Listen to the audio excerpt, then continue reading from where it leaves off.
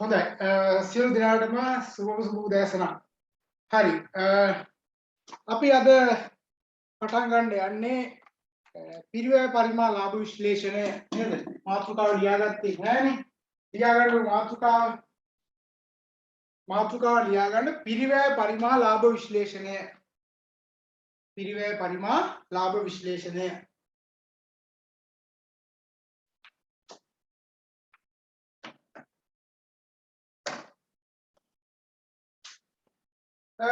මම මේ ගැන කතා කරනකොට ලාභ විශ්ලේෂණය පිරිවැය පරිමා ලාභ විශ්ලේෂණය ටිකක් වෙනත් මාතෘකාවක්. හැබැයි මේකට අදාළ යම් කරුණු කාරණා කලින් අපි ඉගෙනගෙන තියෙනවා.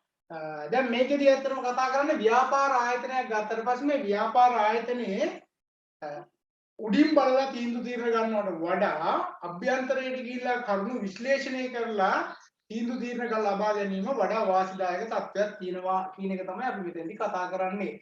ඒ කියන්නේ ව්‍යාපාරයේ සමාහලට මතු පිටින් පේන පිරිවැයට වඩා අභ්‍යන්තරයට ගිහිලා සමාහලට මේක විශ්ලේෂණය කරලා බලද්දී ඒ සඳහා දරන්න වෙන පිරිවැය අඩු වෙන්න පුළුවන්.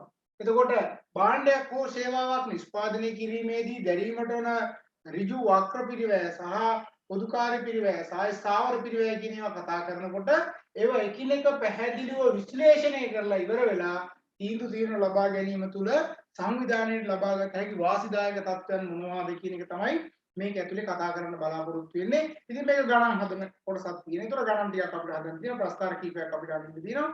මේ කියන කොටස මතක තියාගන්න වෘත්තීය පාඨමාලා හැම එකකම වගේ තියෙන එක. උදාහරණයක් විදිහට ගත්තොත් AT ඉගෙන ගත්තත් කවුරු හරි AT එකෙත් මේ කොටස අනිවාර්යයෙන්ම තියෙනවා. චාර්ට් ඉගෙන ගත්තට පස්සේ චාර්ට් ඉගෙන ගන්නවා නම් කවුරු හරි ඒකත් ඒ තුලත් අනිවාර්යයෙන්ම තියෙනවා. ඒ විතරක් නෙවෙයි බැංකින් වගේ සබ්ජෙක්ට් එකකට ගිහිල්ලා ඒවා ඉගෙන ගත්තත් ඒක ඇතුළේ මේ කොටස අනිවාර්යයෙන්ම තියෙනවා. ඒ වගේම විශ්වවිද්‍යාලෙ ගිහිල්ලා කළමනාකරන මට්ටමේ උපාධියක් හදාගන්න ගියත් අනිවාර්යයෙන්ම මේ කොටස් ටික මේක ඇතුළේ තියෙනවාමයි. එතකොට මේක තේරෙන දේ තමයි අපිට දැනෙන දේ තමයි මේක විශේෂේෂ්ඨයන් සමූහයක් නියෝජනය කරන වැදගත් වූ කොටසක්. ඒතර මේ කොටස අනිවාර්යයෙන්ම අපි දැනගන්න ඕනේ. ඒ නිසා තමයි මම මේක වෙනමම ගත්තේ පිරිවැය පරිමා ලාභ විශ්ලේෂණය කියලා. ඒතර මේක ASCII අපි කතා කරනවා ව්‍යාපාරයක ලාභය ලබා ගන්නා විදිය, ලාභය හඳුනා ගන්නා විදිය, ව්‍යාපාරයේ වර්තමාන විකුණුම එක ආරක්ෂිතද නැද්ද? ආරක්ෂිත මට්ටම පවත්වා ගන්නේ කොහොමද? එතකොට මේ ආරක්ෂිත මට්ටමේ ඉඳන් ක්‍රියාත්මක වෙන්නේ කොයි වගේ වැඩපිළිවෙලක්ද සංවිධානයක් තුළ? මෙන්න මේ කියන කරුණු කාරණා පිළිබඳව අපි මෙන්න මේ විග්‍රහය යටතේ කතා කරනවා. ඒතර අපි මීට කලිනුත් ඉගෙනගෙන තියෙනවා පිරිවේ ඇතැම් වෙනස් වීම සම්බන්ධයෙන්. උදාහරණයක් විදිහට ස්ථාවර පිරිවැය, විචල්්‍ය පිරිවැය සහ අර්ධ විචල්්‍ය පිරිවැය හැසිරෙන ආකාරය ගැන අපි කතා කරලා තියෙනවා. ඒතර ඔයාලා දන්නවා සමහර අවස්ථාවන්වලදී ස්ථාවර පිරිවැය යම් මට්ටමක් දක්වා වෙනස් නොවි පවතිනවා. තවදුරටත් වෙනස් වීමේදී විතරක් වෙනස් වෙන අවස්ථාවන් වලට යනවා කියලා අපි කතා කරලා තියෙනවා කලින්. ඒ නිසා අන්න ඒ වගේ කරුණු කාරණා මේක ASCII අපි කතා කරන්න බලාපොරොත්තු වෙනවා. හරි. ලියා ගන්න මෙන්න මෙහෙම. ව්‍යාපාර සංවිධානයක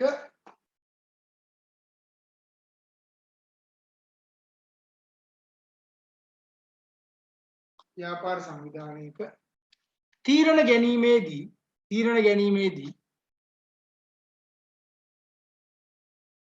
කෙටි කාලීන සහ දිගු කාලීන වශයෙන්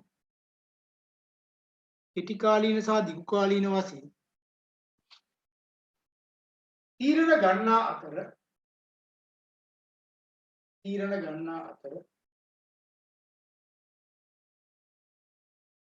එම තීරණ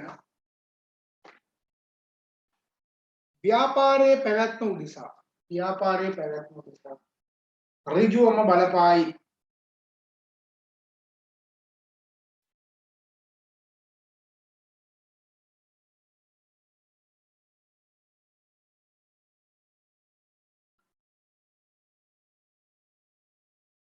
පිරිවැය පරිමා ලාභ විශ්ලේෂණය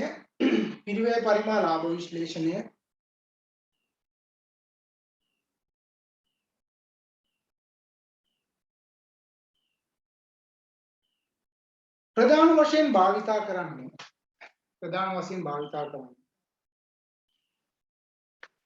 කෙටි කාලීන කෙටි කාලීන තීරණ ගැනීම සඳහා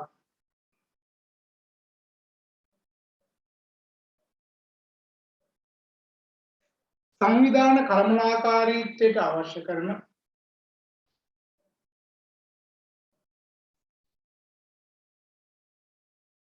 තොරතුරු සැපයීම සඳහාය.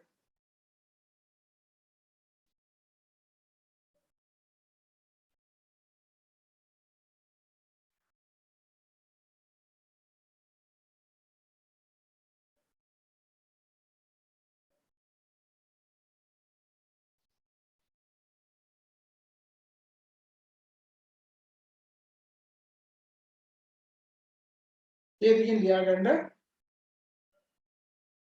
ව්‍යාපාර සංවිධානයක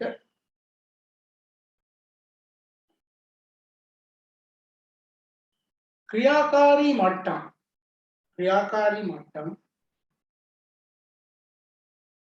වෙනස් වන විටදී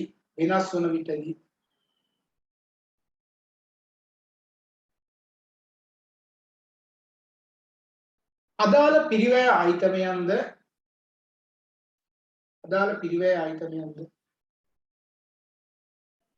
වෙනස් වීම දක්නට ලැබේ.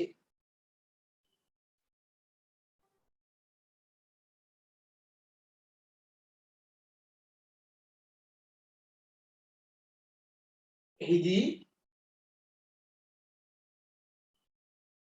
පිරිවැය ආයතනයන්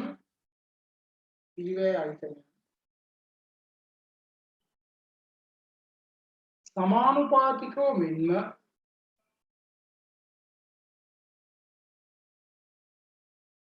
සමානුපාතික නොවන ලෙසද වෙනස් වේ.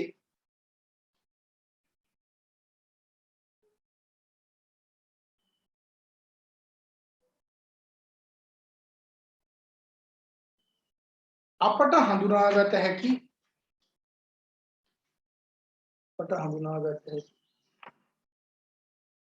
ප්‍රධාන පිරිවැය තත්ත්වයන් අපි කලින් ඉගෙනගෙන තියෙනවා. මොකද්ද? ස්ථාවර පිරිවැය, ෆික්ස් කොස්ට් එක නේද? ස්ථාවර පිරිවැය යම් කිසි මට්ටමක් දක්වා ස්ථාවරයි. ඊට පස්සේ තවදුරටත් ඔක වෙනස් වෙන්න පුළුවන්. දැන් උදාහරණයක් විදිහට හිතන්නකෝ මම ගොඩනැගිල්ලක් අරගෙන පන්ති පවත්වනවා. ඒ පන්තියේ දාන්න පුළුවන් ළමයි ප්‍රමාණය 300යි. ඒතර 300ක් දාන හෝල් එකට මම ගෙවනවා මාසෙකට රුපියල් 40000. හරිද? එහෙනම් එක ළමෙක් හිටියත් මම ගෙවන්න ඕනේ කීයක්ද? 40000. 300 දක්වා මම ගෙවන්න ඕනේ 40000යි. හැබැයි 300ට වඩා වැඩි වෙනකොට මම සමහරවිට ගෙවන්න එනවා 60000. 60000 කියනකොට මේ 60000 සීමාවෙන් නම් මට යන්න පුළුවන් සමහරවිට ළමයි 500ක් ගන්න. නේද? එතකොට මෙන්න මේ අතර ස්ථාවරයි. එතකොට මේ ස්ථාවර පිරිවැය කියන එක අදහස් වෙන්නේ හැමදාම ස්ථාවරයි කියලා. යම් මට්ටමක් දක්වා විතරයි. දැන් ඉහාට දවසකට වැඩි වෙනවා මේක වෙනස් වෙන්න පුළුවන්. අපි ඔය කලින් කතා කරලා තියෙනවනේ. එහෙනම් මම ඔක ලියන්නේ නැහැ. ප්‍රස්තාරත් අපි හන්දනේ. ඊගාට විචල්්‍ය පිරිවැය.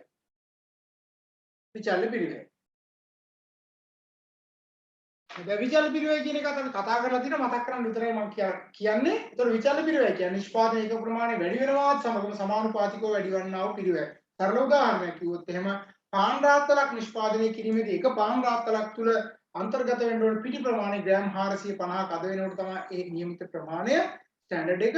එතකොට පාන් රාත්තල් දෙනකොට නම් අනිවාර්යෙන් පාන් පිටි කිලෝ 900ක් ග්‍රෑම් 900ක් යනවා නේද? ඒතකොට වැඩි වෙන්න පිටි ප්‍රමාණය වැඩි වෙනවා. ඒවට අපි කියන්නේ විචල්්‍ය පිරිවැය කියලා. ඊට පස්සේ තව එකක් ලියන්න අර්ධ ස්ථාවර එහෙම නැත්නම් අර්ධ විචල්්‍ය. ওই දෙකම අන්තර්ගත වෙන්න පුළුවන්. අර්ධ ස්ථාවර නැත්නම් අර්ධ විචල්්‍ය. ඒකෙදි යම් මට්ටමක් දක්වා ස්ථාවරයි. ඊට පස්සේ මේක වැඩි වෙනවා. උදාහරණ වශයෙන් ගත්තොත් එහෙම ඔයාලා ගෙදරට හම්බ වෙලා තියෙන අපි කිව්වොත් එහෙම ටෙලිකොම් ලයින් එක. ඒකේ අනිවාර්යයෙන්ම 690ක් තියෙනවා. දැන් මේ 690 ස්ථාවරයි. ඒකට යුනිට් 200ක් වගේ දීලා තියෙනවා. මේ 200 වඩා වැඩි වෙන ඔක්කොටම ගෙවන්න ඕනේ. ඒ වගේම සමහරවිට ඔයාලගේ බ්‍රෝඩ්බෑන්ඩ් වගේ ඩයලොග් වගේ පාවිච්චි කරනවා තියෙන්නේ. එතකොට ඒකේ පැකේජ් තියෙනවනේ. මේ පැකේජ් එක ඇතුලේ 1000 දක්වා ප්‍රශ්නයක් නෑ. 1000ට වඩා වැඩි වෙන්න අපි ගෙවන්න ඕනේ. ඒවා අපි සලකන්නේ මොනවද? අර්ධ ස්ථාවරයෙන් අර්ධ විචල්්‍ය කියලා. ඔක ජලය සම්බන්ධයෙන් ජල විල්පතත් කොහොමමයි විදුලි විල්පතත් කොහොමමයි. හරිද? එහෙනම් ඔය කරුණු කාරණා තුන පැහැදිලි. දැන් තරුවක් දාලා ලියා ගන්න.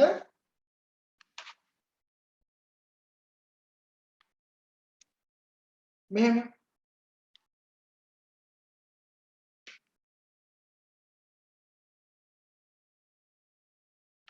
පිරිවේ පරිමා ලාභ විශ්ලේෂණයේදී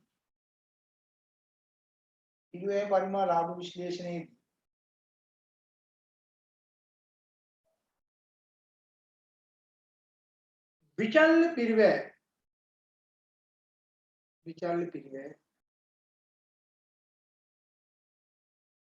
සහ ස්ථාවර පිරිවේ විශේෂයෙන් සැලකිල්ලටගෙන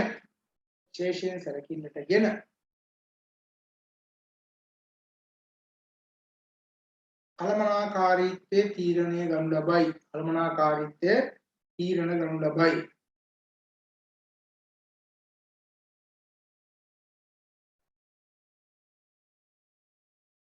ඒ අනුව ස්ථාවර පිරිවේ යම් මට්ටමක් දක්වා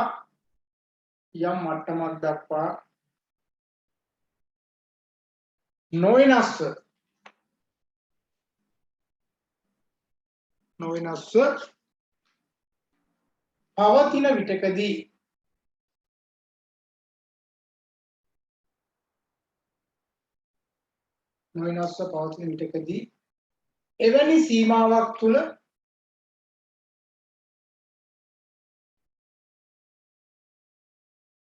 විචල්්‍ය පිරිවේ පමණක්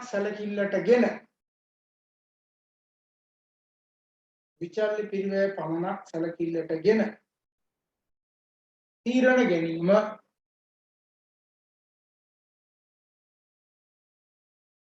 වඩා වැදගත් වේ.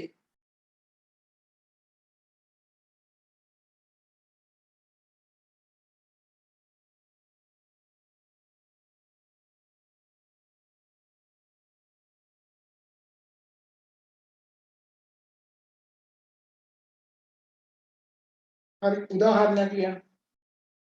මේ උදාහරණය අපි හොඳට පැහැදිලි කරගන්න. කිරිපිටි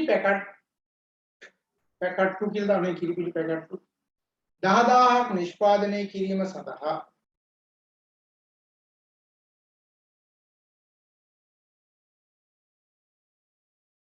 දැරීමට සිදුවන්නා වූ පිරිවැය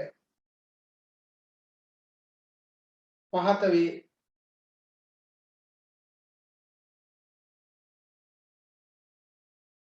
පල්ලෙහාට ලියා ගන්න.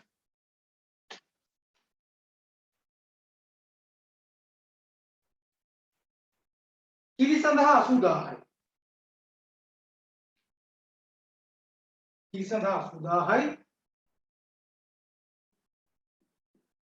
චීනි සඳහා 40000යි.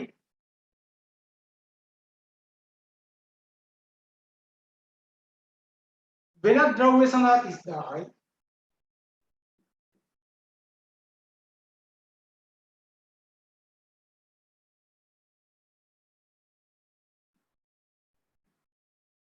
සේවකයන් 6 දෙනෙකු සඳහා සේවක වැටුප් 72000යි.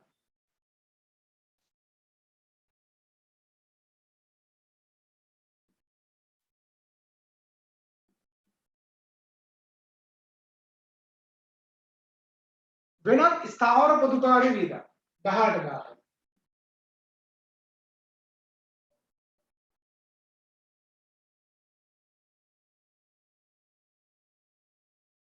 එහෙනම් මුළු පිරිවැය කීයද? 2,40,000. දැන් මම ඔයාලගෙන් අහනවා එක් කිරි පැකට්ටුවක පිරිවැය කීයද? ටක් ගාලා හොයන්න. එක් කිරි පැකට්ටුවක පිරිවැය කීයද? දැන් එක් කිරි පැකට්ටුවක පිරිවැය සමානයි මොකද්ද වෙන්නේ? මුළු පිරිවැය බෙදනවා ඒකක ප්‍රමාණය. එක් කිරි පැකට්ටුවක පිරිවැය සමානයි මුළු පිරිවැය බෙදීම ඒකක ප්‍රමාණය. ඒතර මේකේ මුළු පිරිවැය කීයද? 2,40,000. නිෂ්පාදනය කරන කිරි පැකට් සංඛ්‍යාව 10000යි. එහෙනම් එකක් කීයද? රුපියල් 24යි.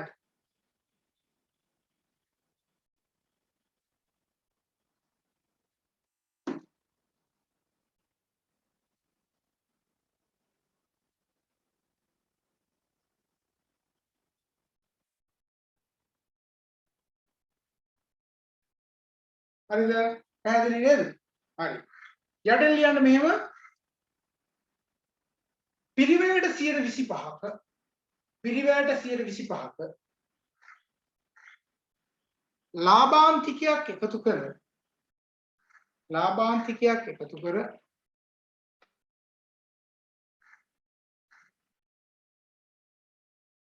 මිල තීරණය කරන්නේ නම්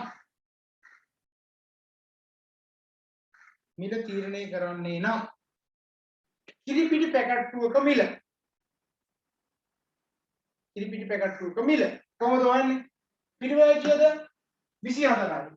එහෙනම් ලාභාන්තිකය 125 කියන්නේ 24ට 125ක් කියන්නේ කීයද කියලා අපිට බලන්න ඕනේ. පැහැදිලිද? එතකොට මෙතන කීයද? මෙතන 4යි 4 වරක් 6යි. එහෙනම් ලාභාන්තිකය කීයද? 6යි. එහෙනම් කිරි පැකට්ටුවක මිල කීයද වෙන්නේ? 24 ධන 6 රුපියල් 30යි. මේවා පැහැදිලිව ලියාගන්න. නම් ලාභාන්තිකය රුපියල් 6යි. එහෙනම් කිරි පැකට්ටුවක මිල රුපියල් 30යි.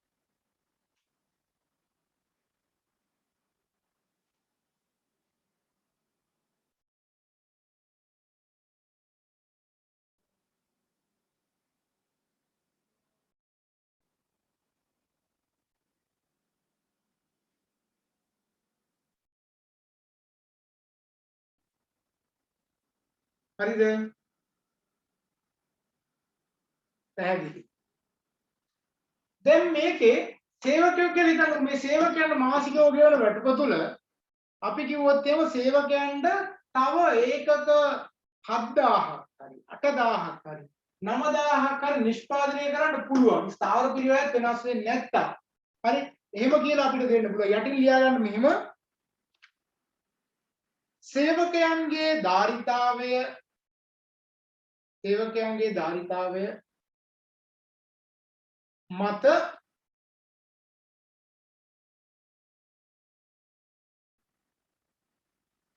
ධාරිතාවය මත ස්ථාවර පිරිවැය නොවෙනස්ව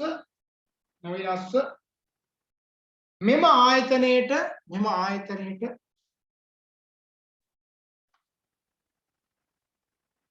මෙම ඒකක 10000ට අමතරව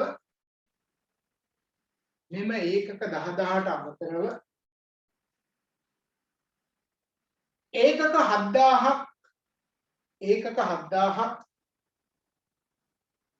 නිපදවීමේ හැකියාව ඇත.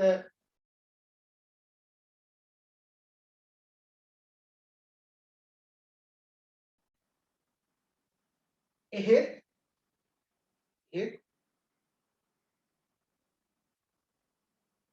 වෙළඳපොළ ඉල්ලුම සහ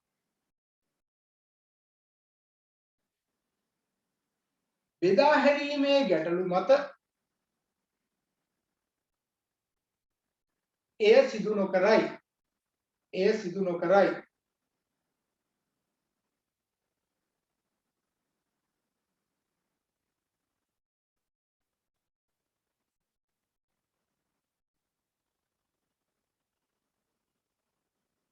හරිද? ඡේදකින් ලියා ගන්න මෙහෙම විශේෂ උත්සවයක් සඳහා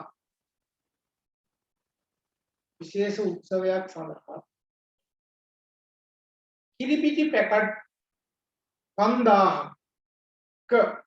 පැකට් 5000ක ඇනෝමක්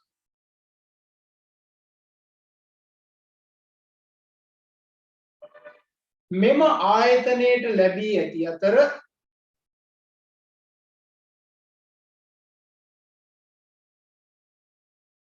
එහිදී ඔවුන් විසින්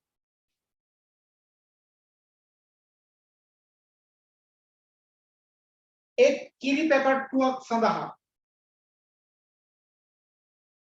එක් කිරි පැකට්ටුවක් සඳහා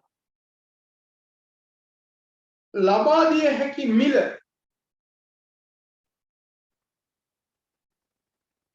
සඳහන් කර ඇත්තේ රුපියල් 20ක් ලෙසය.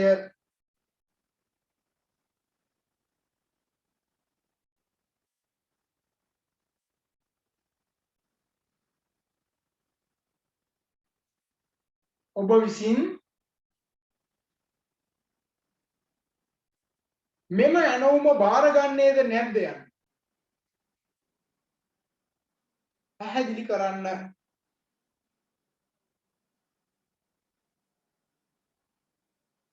දැන් මම ඔයාලගෙන් අහන්නම්. හරිද? එතකොට දැන් හිතන්න අපිට අපි මේක මාකට් එකේ විකුණන්න කීයද? රුපියල් 30ට. හරිද? අපි රුපියල් 30ට තමයි මේක විකුණන්නේ. මොකද එකක් හදන්න යනවා අපිට කීයක්ද?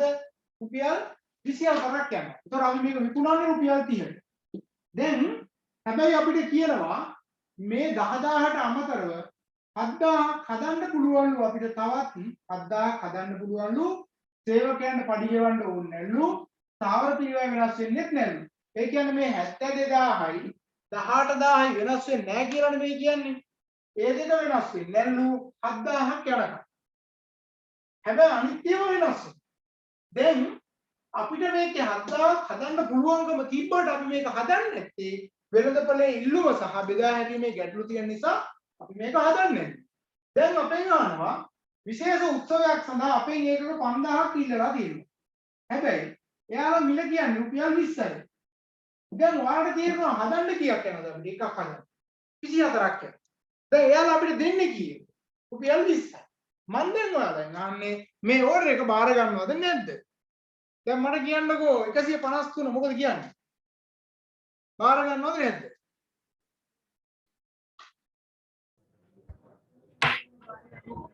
මේ ඕර්ඩර් එක බාර ගන්නවද නැද්ද? බාර ගන්නේ ඈ බාර ගන්න නැහැ. නෑ. එතකොට 186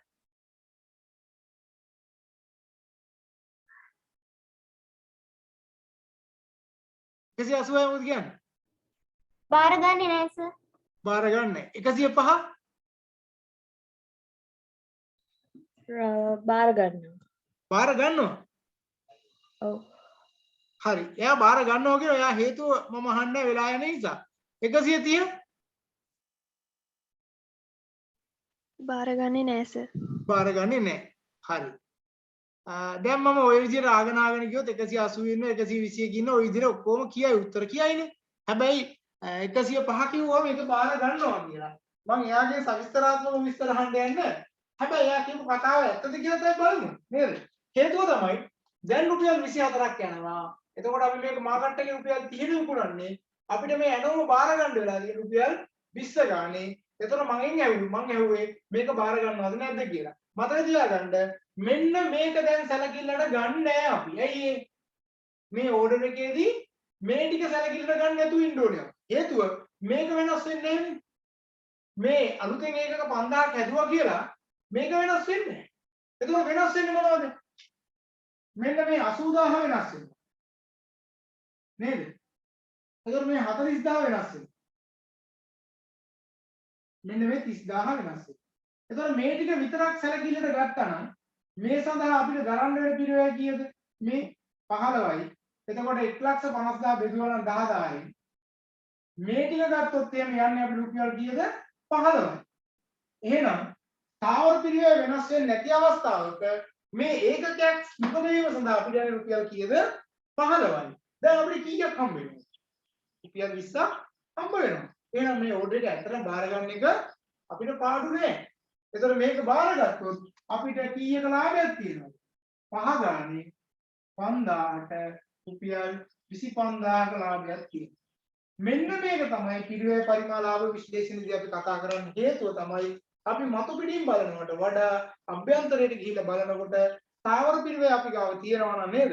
ප්‍රශ්නයක් නැහැනේ. දැන් ගොඩනැගිල්ලක් ගත්තාට පස්සේ ගොඩනැගිල්ල ඉඩ තියෙනවා. ඒතකොට ඒකේ රෙන්ට් එක කොහොමද ගෙවනවා නම් ඒක වෙන වැඩකට පාවිච්චි කරනවා කියන ප්‍රශ්නයක් නෑ. ආපහු ඒ සඳහා වෙනම අපි අඩු කරන්න දෙන්නේ. හිතන්නකෝ නම් තරඟකාරී අවස්ථාවකදී මාකට් එකේ අපිට ලන්සු කැඳවන්න කියලා කියද්දී අනිත් අය රුපියල් 30 දිහා බලලා ලන්සු කැඳවනකොට අපි ගාව තියෙන කැපැසිටි දිහා බලලා අපිට පුළුවන් මෙන්න මේ වගේ ගාණක් දාලා මේක අපිට ගන්න. දැන් ඔය ටෙන්ඩර් පටිපාටි වලදී කතා කරන්නේ මිනිස්සු දැන් අනිත් අය ලක්ෂ 2කට ඉල්ලද්දී අපි 1.50 දෙන්න අපි කරලා දෙන්නම් කියලා කියන්නේ නේද? ඇයි එහෙම කරන්න පුළුවන් වෙන්නේ? වෙන මොනවද හින්දා නෙවෙයි මෙන්න මේ පහසුකම් තියෙන නිසා. එතකොට මේ පහසුකම් නැති වුණොත් එහෙම ඇත්තට මේ කටයුත්ත කරගෙන යන්න අමාරුයි. එහෙනම් මේකේ හැටියට නම් මේ ඕඩර් එක අපි බාර ගන්න ඕනේ 105 කිව්ව කතාව ඇත්ත. ඒක වෙන්නේ මෙන්න මෙහෙම. ලියා ගන්න යටි මෙම එනවම බාරගත යුතුය. මෙම එනවම බාරගත යුතුය. යටින් ලියන මෙහිදී ස්ථාවර පිරිවැය ලෙස මෙහිදී ස්ථාවර පිරිවැය ලෙස සේවක වේතන හා පොදු කාර්ය පිරිවැය ස්ථාවර පොදු කාර්ය පිරිවැය ස්ථාවර පොදු කාර්ය පිරිවැය වෙනස් නොවන නිසා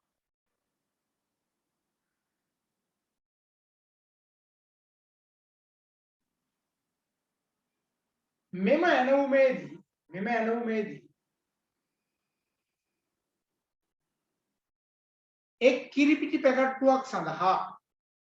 එක් කිරිපිටි පැකට්ටුවක් සඳහා සංවිධානයට දැරීමට සිදුවන පිරිවැය වන්නේ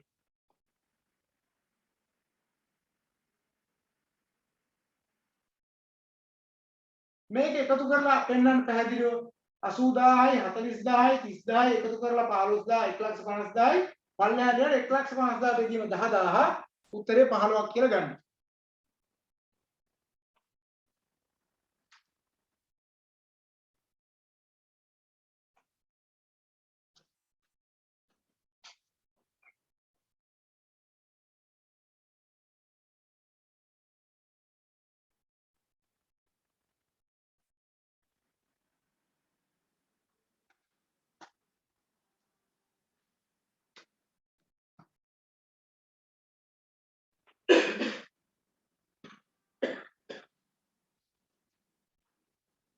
පහළොවක් කියලා ගන්න.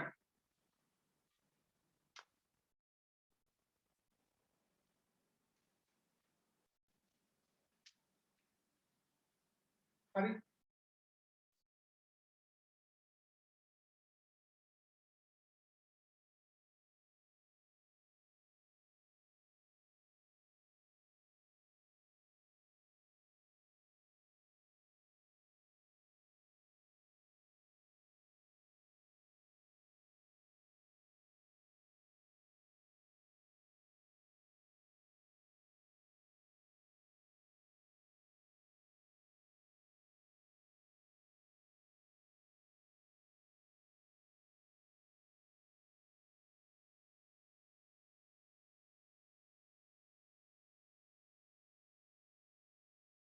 හරි. ඒකල යටින් ලියා ගන්න. එබැවින්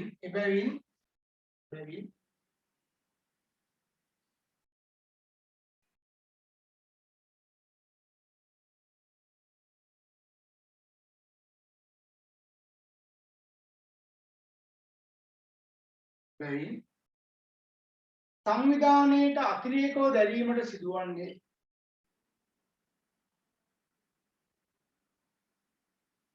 එක් ඒකකයක් සඳහා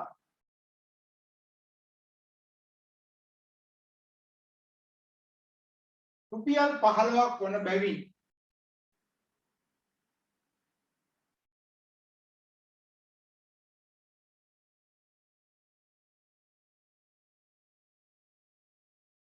රුපියල් 20 බැගින් එක් පැකට්ටුවක් සඳහා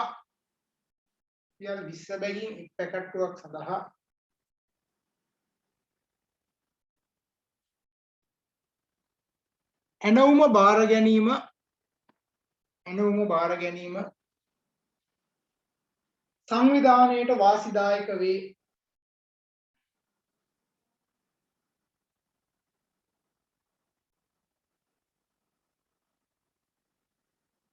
ඒ තුල සංවිධානයේ ලාභය වන්නේ කියලා යටින් පෙන්නන 5 ගුණ කිරීම 5000 25000.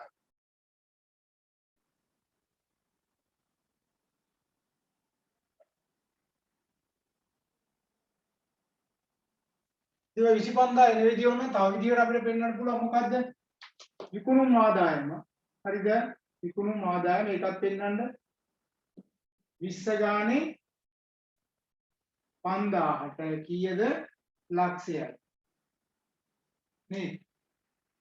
විකුණුම් පිරිවැය වෙන්නේ කීයද එහෙනම්? එනත විචල්්‍ය පිරිවැය. විචල්්‍ය පිරිවැය ඒකකයකට අපිට යන්නේ 15යි 15 ගානේ 5000යි කියන්නේ 75000යි. එම නිසා ලාභය. තාවර පිරිවැය වෙනස් වෙන්නේ 25000. මේකට අපිට දාගන්න.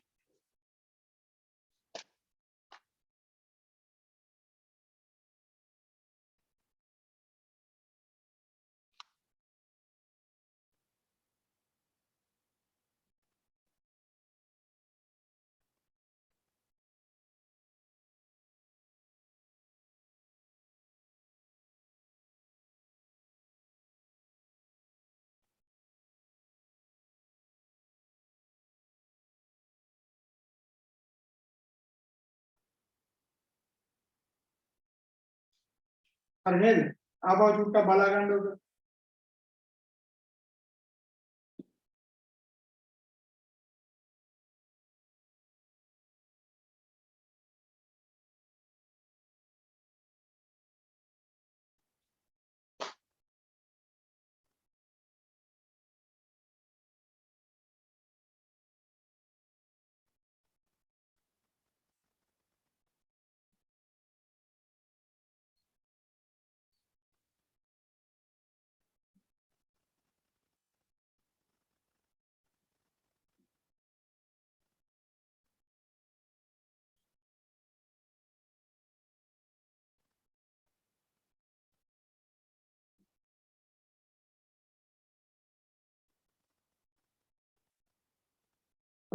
හරි. හොඳට හිතන්න මේ වගේ මේවා ඇත්තට මේ ගණන් කියලා කියන්නේ ඔයාලගේ අර IQ වැඩි වෙන එකක් නේද? ගණිතය කියලා කියන්නේ IQ ඒකත් එක්කම හිතීමේ ශක්තිය හැම දෙයක්ම හිතන්න ඕන එකපාරට අපි ගියාට පස්සේ ආයතනයක රාජකාරී කටයුතු වල ලියනකොට නිකන් සාමාන්‍ය පියුන් කෙනෙක් වගේ දින දේ රෙකෝඩ් කරන කෙනෙක් නෙවෙයි. අපි ඊට වඩා විදායක මට්ටමේ එහෙම නැත්නම් ඉහළ මට්ටමේ රැකියාව තමයි මේ දෙන්න බලාපොරොත්තු වෙන්නේ. ඒතකොට අපිට හිතන්න පුළුවන් වෙන්න ඕනේ හැම පැත්තකින්ම. ඒ නිසා හිතලා උත්තර ලියන්න පුළුවන් වෙන්න ඕනේ. ලියා ගන්න මේ ගාන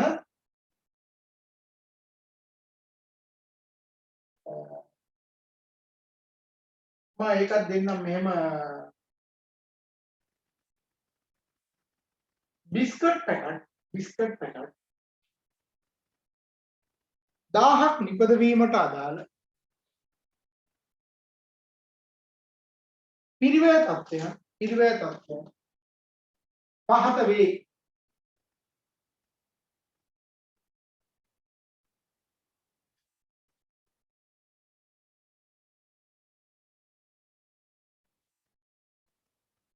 පිටි සඳහා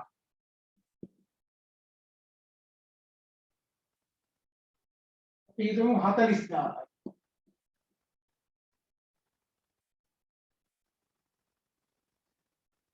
සීනි සඳහා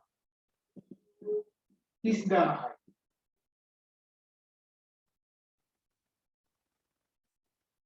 වෙනත් රසකාරක ද්‍රව්‍ය සඳහා 50000යි.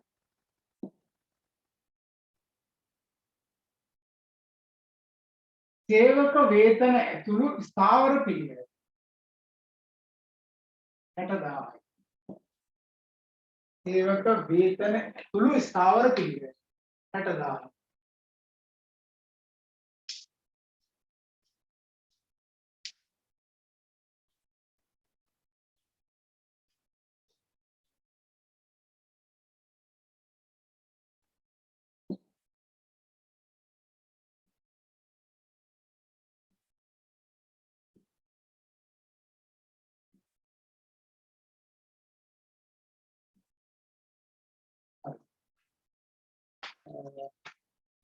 හරවෙනි එක තමයි මුළු පිරිවැය ගණනය කරන්න. මුළු පිරිවැය ගණනය කරන්න.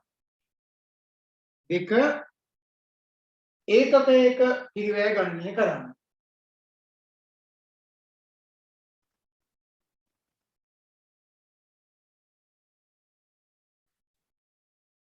තුන පිරිවැයට 120ක ලාභාන්තිකයක් මත පිරිවැයට 120ක ලාභාන්තිකයක් මත මිල තීරණය කරයි නම්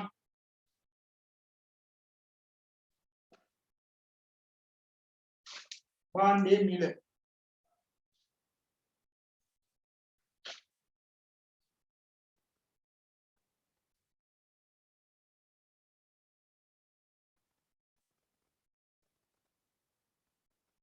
යටින් ලියන්නේ මෙහෙම සංවිධානයේට ස්ථාවර පිරිවැය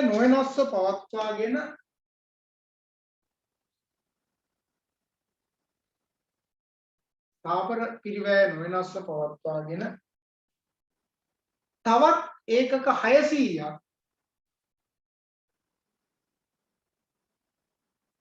නිපදවීමේ හැකියාව පවතී.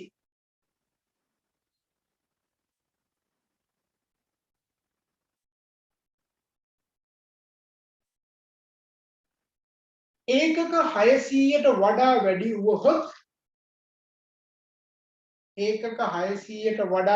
වුවහොත් සංවිධානයට අතිරේකව ස්ථාවර පිරිවැය සඳහා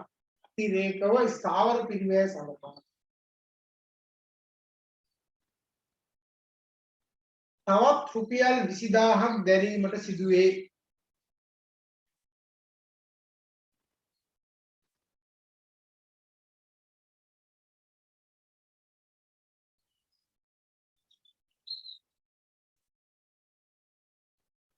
යටින් සංවිධානයේට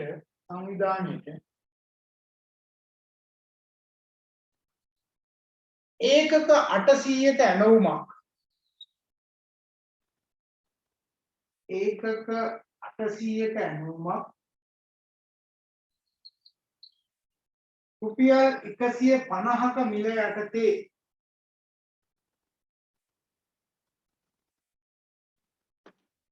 ලබා ගැනීමට කැමැති බව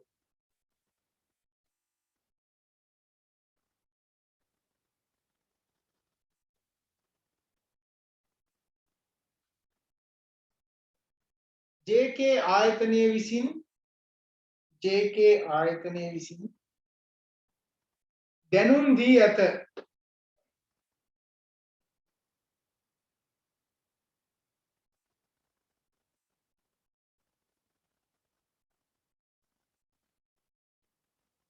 සංවිධානයේ මෙම ඇණවුම බාරගන්නේද නැද්ද යන්න පැහැදිලි කරන්න. ටුක්ටක් වෙනස් විදිහට මම දුන්න දැන් හිතන්නකෝ වෙන මුල් ටික හදන්න. මුල් ටික නේ සම්පූර්ණව ගන්න හදන්න ඕනේ. දැන් හිතන්න පුළුවන් වෙන්න බෑ.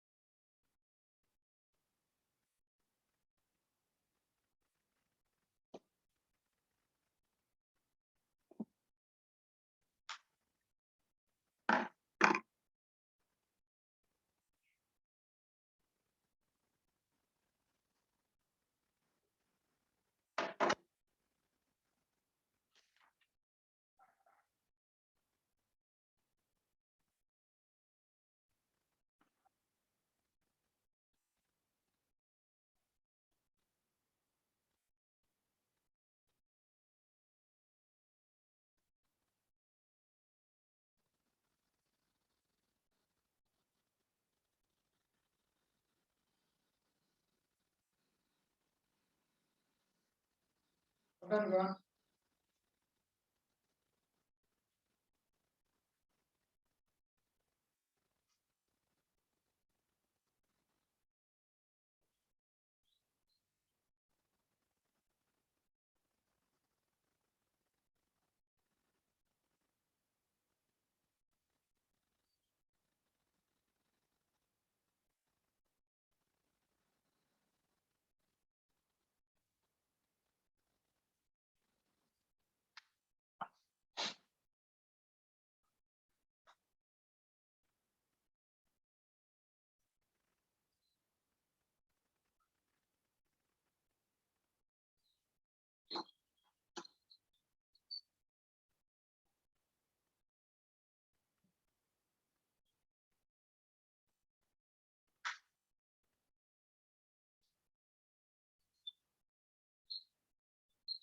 හරියටම බලලා හදන්න.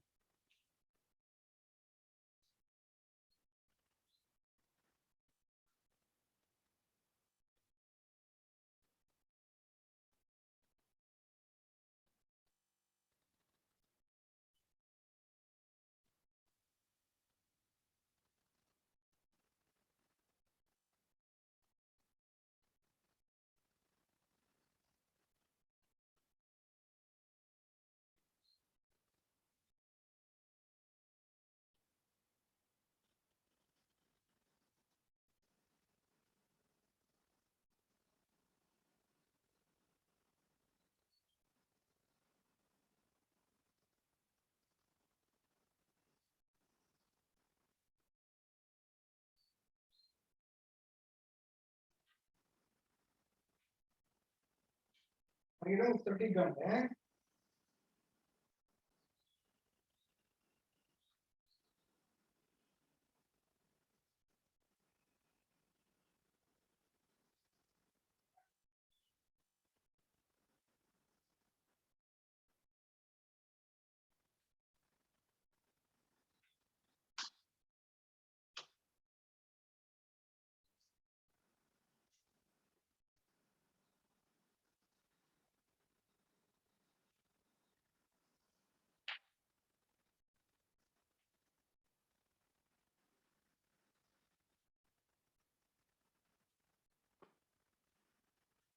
පිරිවැය ගත්තට පස්සේ පිටි සඳහා කීයද? 40000. සීනි සඳහා 30000. එනත් රසකාරක 50000. සේවක පඩිනඩිය ඇතුලේ ස්ථාවර පිරිවැය කියලා තියෙන්නේ. සේවක පඩි කියලා කියන්නේ ස්ථාවර පිරිවැය ගොන්නට දාලා තියෙන්නේ. ඈ එතකොට ඔක්කොම එනවා 8යි 12යි 180.3. 1,80,000. මේක තමයි මුළු පිරිවැය. ඒකක පිරිවැය හොයන්න මේක බෙදනවා කියනද 1000යි. එතකොට එනවා ඒකකයක් කීයද? රුපියල් 180යි. එතකොට පිරිවැයට 120ක ලාභාන්තිකයක් කියලා කියන්නේ 180ට 120ක්. 120ක් කියන්නේ මේක පහෙන් බෙදා ගන්න පුළුවන්. 4ක් 3යි 6යි කියන්නේ 36යි. ලාභාන්තිකයේ 36යි. එහෙනම් විකුණු මිල වෙන්නේ 180 ධන 36. ඒ කියන්නේ 216යි. මෙතන එනකම් හරි නේද? මේකේ වැරදිච්ච කවුරු හරි ඉන්නවද කියලා බලමු.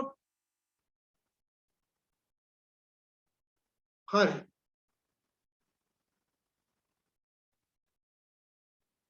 මේ ටිකට එනකම් හරි. ඊට පස්සේ සඳහන් කරලා තියෙනවා ඇනවුම බාර ගන්නවා කියලා 140 කියන. ඇනවුම බාර ගන්න ඕන දැන් හදන්න.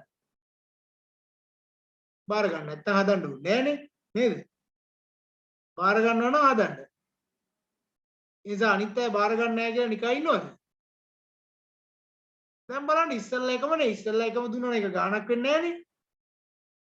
ඊට වඩා වෙනස්.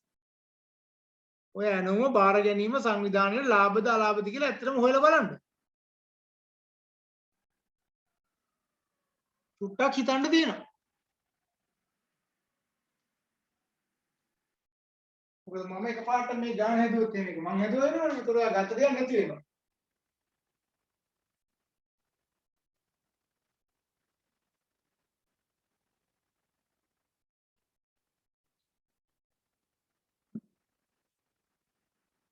පොඩි වෙලාවක් දෙන්න. අදුම කෙනෙක් කියන උත්තරේ දාන ලාභයක් හෝ අලාභයක් එහෙම වෙනවනම් ඒක බාරගත්තොත් එන ලාභය හරි අලාභය හරි ඕන පෙන්නන්න. එතකොට හරිනේ. නමුත් බාරගත්තා නම් කියලා හදන්න. එතකොට නමුත් බාරගත්තා නම් අලාභයක් වෙනවා අන්තිමට අපි කියනවා මේක බාර ගන්න නැහැ කියලා. ලාභයක් වෙනවා අපි කියනවා මේක බාර ගන්නවා. මෙච්චර කියන්න දෙන්නේ.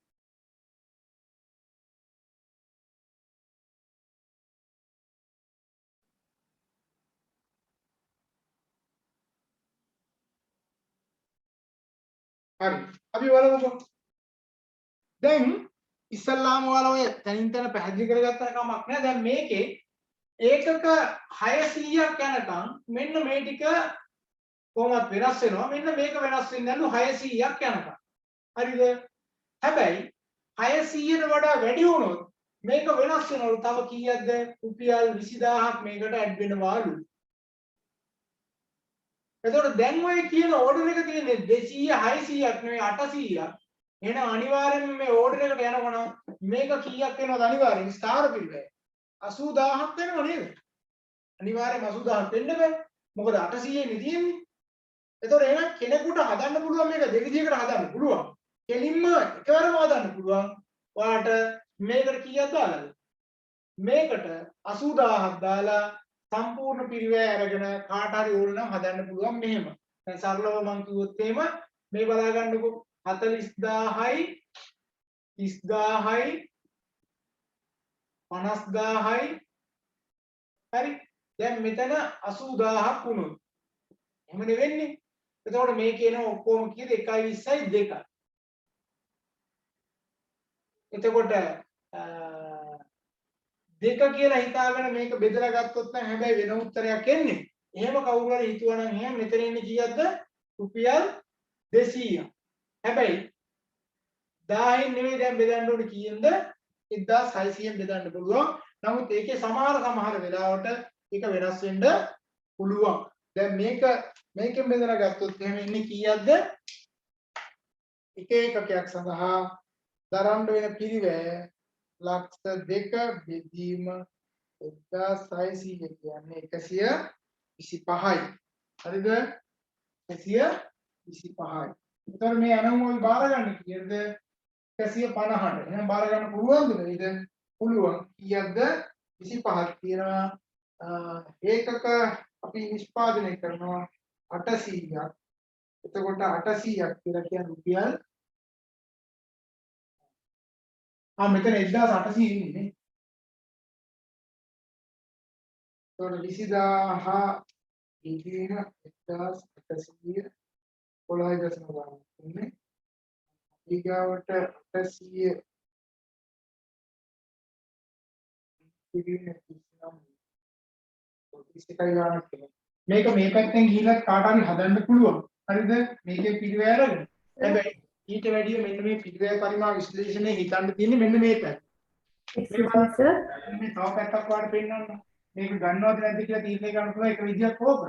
ඊට වඩා පහසුම දේ තමයි දැන් මෙන්න මෙතන. මේක වෙනස් වෙන්නේ නැහැ. කලින් ඉගෙන ගත්ත කාරණාවත් එක්ක මේකෙදී එන පිළිවෙල කී දෙන්නේ මේ 1,20,000ට 1000ක් නිෂ්පාදනය කරවුවත් අපිට දරන්න වෙන්නේ කීයද? 120යි විචල්්‍ය පිළිවෙල. ප්‍රශ්නයක් නැහැ. මේක වෙනස් වෙන්නේ නැහැ. එතකොට 120 ගානේ අපිට යන්න පුළුවන් තව කීයක්ද? 600ක්. මම මේ තේරුම් ගන්න කරන්නේ. හරිද? 600කට යනකම් ගියයි. 600 නේ මේක කිව්වම 800ටම යනවනේ. මේකේ ප්‍රශ්නයක් නැහැ. මේකේ 800ටම යනවා. එතකොට මේකේ 800ටම යනකොට අපිට මේ සඳහා දරන්න පිළිවෙල තමයි 120 ගුණ කිරීම 800. එතකොට 96000. හරිද? 96000ක් දරන්න සිද්ධ වෙනවා. පැහැදිලිද? අපහැදිලිද අහන්න පස්සේ 120යි ඒකකයක් නිෂ්පාදනය කරන්න යන විචල්්‍ය පිළිවෙල මේ විචල්්‍ය පිළිවෙල 120 ගාන 800ක් හදන්න අපිට පුළුවන් යනවා 96000. එතකොට ස්ථාවර පිළිවෙල 600ක් වෙනකම් බිඳුවයි. හැබැයි 600ට වඩා වැඩි වෙන 200 සඳහා කීයක් දරන්න වෙනවද අතිරේක? 20000ක් දරන්න වෙනවා කියලා මේකේ කියනවා. එහෙනම් සම්පූර්ණ මුළු පිළිවෙල කීයක් යනවද? මේ 6යි 11යි. කීයද එහෙනම් 1,16,000ක් අපිට යනවා. පැහැදිලි නේද? හරිද? එතකොට අපිට කීයක් ලැබෙනවද? ඒකක කීයද? 800යි. ඒකක 800යි. ඒකකයකට අපිට දරන්න වෙනවා කියන්නේ ලැබෙනවා රුපියල් 150. රුපියල් 150 හම්බ වෙනවා. එතකොට 800 ගුණ කිරීම 150 කියලා කියන්නේ 1,20,000යි. දැන් එහෙනම් මේක ගන්න එක ලාභද අලාභද? ලාභයි නේ. කීයක් ලාභද? මේ 1,16,000යි 1,20,000. රුපියල් කීයක ලාභයක් තියෙනවද? රුපියල් 4,000ක ලාභයක් තියෙනවා. මං කියන එක පැහැදිලි නේද? ආපහු මම කිව්වොත් එහෙම මේ ඇණවුම සඳහා එක් ඒකකයක් සඳහා විචල්්‍ය පිරිවැය කීයද දැනට අපි ගණන් ඕනේ රුපියල් 120ක්. එතකොට ඒ සඳහා අලුතෙන් ඒකක 800ක් නිෂ්පාදනය කරනවා නම් දරන්න වෙන විචල්්‍ය පිරිවැය රුපියල් 96000යි. ස්ථාවර පිරිවැය මේ 600 ඇතුලේ කිව්වනම් කීයක්වත් දරන්න වෙන්නේ නැහැ. 600 බලන්න ඒකක 600ක් කිව්වනම් මෙතන බිඳුවයි. 601යි කිව්වනම් ඒත් 20000. 610යි කිව්වනම් ඒත් 20000. 800 කිව්වත් 20000යි 900 කිව්වත් 20000යි. මොකද ඒ සීමාව අපිට කියලා තියෙනවානේ. 600ට වඩා වැඩි වුණොත් 20000ක් දරන්න වෙනවා. එතකොට එන 600ට වඩා වැඩි ඕඩර් එක ඇතුලේ 800ක් දරන්න වෙනවා. එහෙනම් අතිරේකව අපිට ස්ථාවර පිරිවැය වෙනුවෙන් තව රුපියල් 20000ක් දරන්න වෙනවා. මේ ඇනෝම බාර ගන්නවා නම්. එතකොට මේ ඇනෝම සඳහා දරන්න වෙන මුළු පිරිවැය අපිට වෙන්නේ කීයද? 1,16,000. හරි. එතකොට මේ ඇනෝමෙන් අපිට ලැබෙන ආදායම දිහා අපි බලද්දී අපිට හම්බ වෙනවා 800ට 150 ගානේ 1,20,000ක්. එහෙනම් ඇත්තටම අපිට රුපියල් 4,000ක් ලාභයි. අපි මේ ඇනෝම බාර ගන්නවා. පැහැදිලි නේද? එහෙනම් මම ඒකයි කිව්වේ හිතන්න වෙනම කෝණයක් තියෙනවා. ඒ පැත්තෙමුත් හිතන්න ඕනේ. ලියා ගන්න එක පැහැදිලිව මෙහෙම එක් ඒකකයක් නිපදවීමේ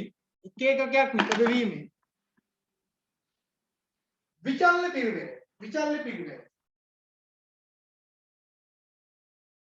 පෙන්නන්න 40,000 30,000 50,000 එකතු කරලා 1,20,000 බෙදීම 1000 120. 40,000 30,000 50,000 එකතු කරලා 1,20,000 බෙදීම 1000 120.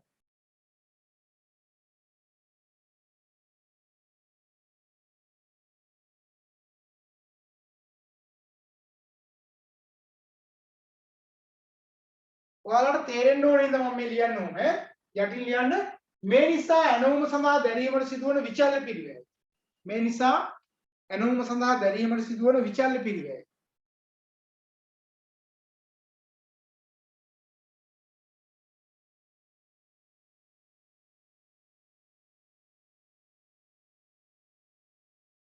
එකසිය 20 ගුණ කිරීම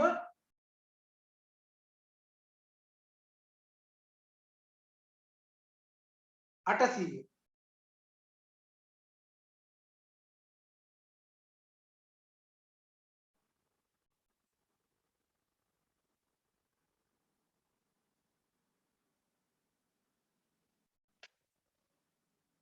කීයද 96000යි.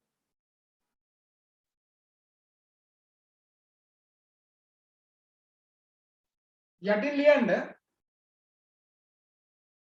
ඒකක 600ට වඩා වැඩි වෙන නිසා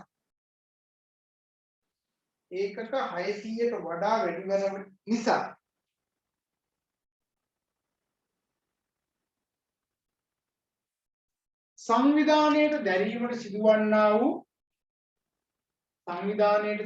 සිදුවන්නා වූ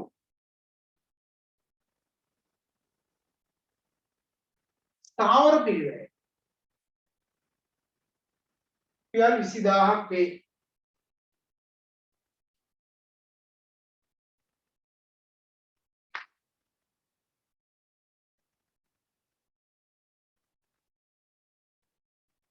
ඊපස්සේ යටින් ලියන්න එම නිසා මෙම ඇනෝම බාර ගැනීම සඳහා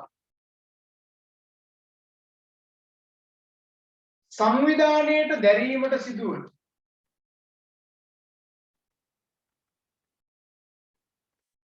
මුළු පිරිවැය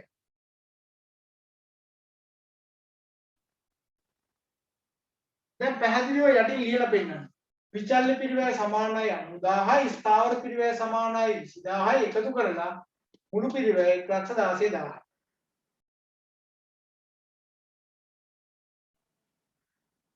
විචල්්‍ය පිරිවැය 96,000යි ස්ථාවර පිරිවැය 20,000යි මනසා මුළු පිරිවැය 1,16,000යි.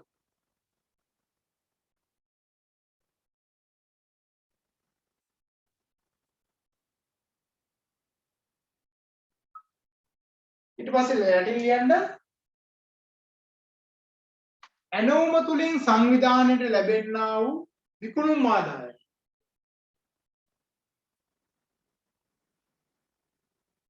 ඇනවුම තුලින් සංවිධානයට ලැබෙන්නා වූ විකුණුම් ආදායම.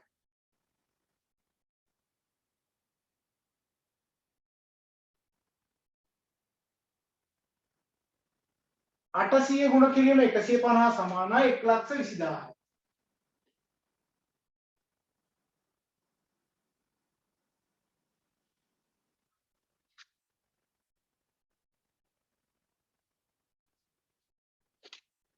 හරි. දැන් යටින් ලියන්නේ එම නිසා සංවිධානයේ ලාභය හෝ අලාභය.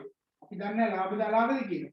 ලාභය හෝ අලාභය සමානයි විකුණුම් ආදායම අඩු කිරීම මුළු පිරිවැය. දැන් බලන්න විකුණුම් ආදායම 1,20,000යි මුළු පිරිවැය 1,16,000යි. දැන් ලාභය රුපියල් 4,000. ලාභය.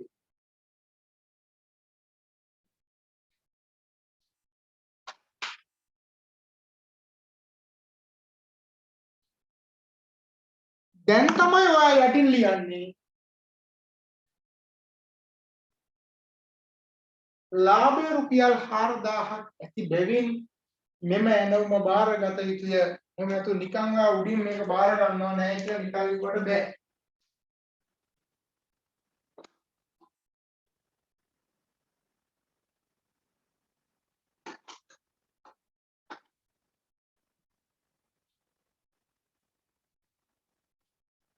පැහැදිලි නේද? ඒතර මේ වගේ ගණන් තමයි එන්නේ. එකපාරටම ඔයාලට හිතා ගන්න බැරුව යනවා. නමුත් ඔයාලට මේක හිතන්න පුළුවන් මං කො පැති කීපයක් තියෙනවද? දැන් ඔය ගාන වුණා. දැන් මෙහෙම හිතන්නකෝ. ඔයා විචල්්‍ය පිරිවැය ඕකේ හොයාගත්තා කීයද? 120යි කියන්නේ. හරිද? මේ විචල්්‍ය පිරිවැය ඔයා 120යි කියලා හොයාගත්තා. හැබැයි මේක දැන් අපිට හම්බ වෙන්නේ 150 ගන්න. එහෙනම් එතන ගත්තොත් රුපියල් කීයක් තියනවද? රුපියල් 30ක් තියෙනවා නේ ලාභي.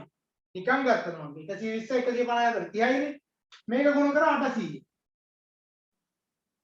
කීයද අපිට එන 24000යි. මේ කෙලිම ෂෝට් එකක් කියන්නේ කෙටි ක්‍රම 24000යි. දැන් ස්ථාවර පිරිවැය කීයද ගණන් වෙන්නේ? රුපියල් 20000 නෙමෙයි. එහෙනම් ඇත්තටම ලාභද නැද්ද? මේ ලාභේ 4000 මේම ගිහිල්ලා ගත්තද මේ ටක් ගාලා පෙන්නනවා. මොකද විචල්්‍ය පිරිවැය දිහා බැලුවා විචල්්‍ය පිරිවැයට ප්‍රමාණයට වඩා වැඩි නම් ඒ වැඩි වෙච්ච ගාන අපි ලාභ කියන ආදායම විදිහට හිතුවොත් ඒ ප්‍රමාණය වැඩි කරවුවොත් එහෙම 24000ක් වෙනවා. අතිරේකව තව දරන්න වෙන්නේ අපිට ස්ථාවර පිරිවැය 20000යි නම් අපිට මේක ලාභයි කියලා කියන්නේ 4000. ඉතින් කාට හරි කෙලින්ම ෂෝට් විදිහට මේක හදලා පෙන්නන්නත් පුළුවන්. නමුත් අපි මේක පුළුල්ව හදාගත්තේ පැහැදිලි වෙන්න. දැන් ස්ථාවර පිරිවැය අපි කියවනම් එහෙම රුපියල් 30000යි කියලා අපි මේකට අඩක් රිජෙක්ට් කරනවා. එතකොට එහෙනම් ඕකේ 140 ගානේ කිව්වනම් එහෙම. එතකොට අපි මොකද කරන්නේ? 40 ගානේ කිව්වනම් එහෙම ටක් ගාලා බලනවා තවත් රුපියල් 10ක් මේකෙන් අඩු වෙන්න ඕනේ. 130 වගේ කිව්වොත් එහෙම තවත් අඩු වෙන්න ඕනේ. එතකොට මේ අඩු වෙන එකත් එක්ක මේක කව කරගන්න පුළුවන්ද බැයිද කියලා අපි බලලා තීරණය කරන අවසාන මේක ඇනෝ බාර ගන්නවද නැද්ද කියලා. එතකොට මම මේ ඔයාලට කියන්නේ මේවා සංවිධාන තුල සිද්ධ වෙන ඒවා බහුජාතික සමාගම් හරහා දැන් ඔයාලට පේන්නේ සමහර කඩවල වල බඩු ලාභෙට තියෙනවා කියලා. අඩුයි ගන්න. නමුත් තවත් සමහර ඒ වගේ ගාන වැඩි. ඒතර ඒ ගාන අඩු සහ වැඩි කිරීම සඳහා දෙවීමට සිදුවන පිරිවැය තියා බලලා තමයි එයාලා මිල තීරණය කරන්නේ. දැන් උදාහරණයක් විදිහට නැවකින් බඩු කියනවනම් නැව නිකන් ආවත් බඩු පිටේ පටවගෙන ආවත් දරන්න ඕන පිරිවැයක් තියෙනවා නේ. නෙවෙයි හිතන්නකො ටොන් 100ක් ගෙනාවත් සේවකයන්ට පඩි ගෙවන්න ඕන. ටොන් 200ක් ගෙනාවත් ඒන සේවකයන්ට පඩි ගෙවන්න ඕනේ නේ. සමහර නැව ධාවනය කිරීම සඳහා යන තෙල් ප්‍රමාණය ඒ ටොන් 200 වුණාම පොඩ්ඩක් අඩු වැඩි වෙනවා නේ. ඒතර අන්න ඒ වගේ සමාගම් මෙන්න මේ දිහා බලලා අපි කියන්නේ මහා පරිමාණ ලාභ ඉපීම. ඒ කියන්නේ මහා පරිමාණ පිරිමැසුම් කියලා කියන්නේ. ඔක ආර්ථික විද්‍යාව ඉගෙන ගත්ත අය දන්නවා මහා පරිමාණ පිරිමැසුම් කියලා. දිගුකාලීන පිරිවැය වක්‍රත් එක්ක කතා කරන්නේ. මේව තුලින් තමයි සංවිධාන අර පොඩි ආයතන වලට එන්න දෙන්නේ නැතුව තරඟ කරලා ඉස්සරහට එන්නේ. මොකද දැවැන්තයි කියන තැනකට ආවට පස්සේ ඒ අයට ඇත්තටම ව්‍යාපාර ලෝකෙ ඉස්සරහට යන්න පහසු. ඔයාලට කියන්නේ අර ඉස්සල්ලාම හිට ගන්න ටිකක් අමාරු නේද? මේ අපේ රට අපි වගේ රටක් තුල බොහොම අමාරුයි ඉගෙන යම් තැනකට එනකම් හරිම අමාරුයි. ඉතින් මම තනම බාධක තමයි. හැබැයි යම් තැනකට ඇවිල්ලා හිටගත්තට පස්සේ එයාට ඒවා බාධක විදිහට ඉස්සරහට එන්නේ නැහැ. එයාට ඊට පස්සේ සම්පූර්ණව තියෙන අවස්ථාව විතරයි. මොකද එයා ඊට පස්සේ යන ගමන යනවා කාටවත් අල්ලන්නවත් බෑ. ඒතර හිට ගන්න තමයි ප්‍රශ්නේ තියෙන්නේ. සමාගමකටත් එහෙමයි. ඒතර සමාගමකට අනිත්‍යයත් එක්ක තරම් කරන්න අමාරුයි. හැබැයි යම් තරකට ඇවිල්ලා ස්ථාවර වුණාට පස්සේ මෙන්න මේ කියන පිළිවෙසුන් ලබා ගැනීමේ හැකියාව තියෙනවා. එතකොට හිතන්නකෝ දැන් මාකට් එකේ එහෙනම් අනිත් අය රුපියල් 180ක් අනිවාර්යෙන් දරන්න වෙන 180කට වඩා මෙතන ඉඳන් 200ට අඩුම ගානේ 200ක්වත් මේ මිල ලකුණු වෙන්නේ ලාභත් එක්ක. හැබැයි පිළිවෙත් 180ක් වෙනකොට බාහිර වෙළඳපොලේ මෙයා 150ට දෙනවා කිව්වොත් අපි වුණත් එතනින් ගිහිල්ලා ගන්නවද නැද්ද? අපිත් ගන්නවා නේ. මොකද අපිටත් ලාභයිනේ. එයා 150ක් නෙවෙයි 170ක් කිව්වත් අපි 180ක් කිව්වත් දැන් 180ක් කිව්වොත් මෙයාට ලොකු ලාභයක් තියෙන්නේ. මොකද අනිත් අය අනිවාර්යයෙන්ම එතනට වඩා උඩින් ඉන්නේ. හින්දා මතක තියාගන්න මෙන්න මේ කියන දේවල් ටික ව්‍යාපාර සංවිධාන වල ප්‍රායෝගිකව දකින්න පුළුවන්. අපි යම් තැනකට ආවට පස්සේ මේවා ඇනලයිස් කරලා තමයි කියන්නේ එකපාරටම කියන්නේ මේක ගන්නවද නැද්ද කියලා. එතකොට මගේ සම සරල උදාහරණයක් කිව්වොත් මගේ කාලය ඉතුරු වෙලා තියෙනවා නම් මම දේශන සඳහා අය කරන ගාස්තු තියෙනවා විවිධ ගාස්තු. එතකොට ඒ ගාස්තුත් එක්ක සංසන්දනය කරලා මගේ වෙලාව ඉතිරි වෙලා තියෙනවා නම් මම ඒ සඳහා ඒ වෙලාව වෙන දෙයකට පාවිච්චි කරන්නේ නැත්නම් මට අනිත් අයට වඩා අඩු ගානකට වුණත් ඒක අලෙවි කර ගැනීමේ හැකියාව තියෙනවා. මම කියන්නේ සේවාවන් පැත්තේ. හරිද? ඉතින් ඕකම තමයි ඔයාලා Airtel, Hutch, Dialog, Mobitel මේ දුරකථන සේවා සපයන ආයතන කරන්නේ නේ. මොකද ඕක මම ඔයාලට කියලා ඉතින් මේක ඉස්සල්ලාම එනකොට මම ඉස්සල්ලාම ගත්තේ Dialog කරේ. Dialog connection එක ගන්නත් මම රුපියල් 2000 ගානක් දෙකෝද ගෙවලා ගත්තා. මම ඒ කාලේ මම පළවෙනි ෆෝන් එක පාවිච්චි කරන කාලේ ඉන්කමින් වල රුපියල් 23ක් ගත්තා. ඉන්කමින් කෝල් එකට රුපියල් 23ක් ගියා. සල්ලි නැහැ ඉතින් ඉගෙන ගන්න කාලේනේ. නිකන් අර හිතේ තිබ්බ නිකන් අර මොකකටද එකට ෆෝන් එකක් ගත්තට කතා කරන්නෙත් නැහැ කවුරුත්. ඉතින් නම්බර් තැන් වලට දීලා ඒ අය කතා කරනකොට මෙහෙම ටක් ගාලා උගන්න බලන් ඉන්නේ. මොකද ඇයි? සල්ලිත් නැහැ මේ කාලෙත් ලොකුවට. එතකොට එන කෝල් වලට 23ක් හැදෙනවා. එන කෝල් එකට 23ක් කැපෙනකොට හිතන්නකෝ ඒ කාලේ කොහොම ලාභ ලබන්නේ නැද්ද කියලා ඔය ආයතන. අද තිබ්බ තාක්ෂණය තමයි එයාලා ඒ කාලේ පාවිච්චි කරේ. ඒවට ගන්න ඕනේ නැහැ. නමුත් එයා හයි කරා. ඊට පස්සේ ටික අඩු කරලා අන්තිමට ඉන්කමින් ෆ්‍රී කියලා දැම්මා. නේද? ඊට පස්සේ අවුට්ගෝයින් වලට ඔය වගේ 20 ගණන් 18 15 එහෙම තියාගෙන අද බලන්නකො 750ට 760ට ඇවිල්ලා සමහර පැකේජ් ගත්තට පස්සේ අවුට්ගෝයින් ටෝටලි ෆ්‍රී. එහෙම දෙන්නේ මොනවද? කොහොමද දෙන්නේ මේ කියන පිළිමැසුම් පාවිච්චි කරලා. right. එහෙනම් ලියාගන්න දැන් මාතෘකාව පිරිවැය පරිමා ලාභ විශ්ලේෂණයේදී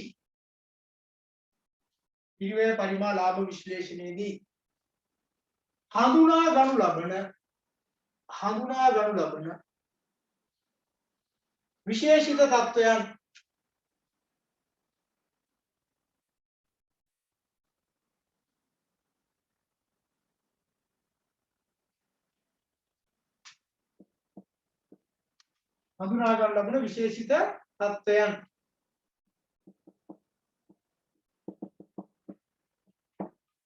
පළවෙනි එක contribution දායකත්වය contribution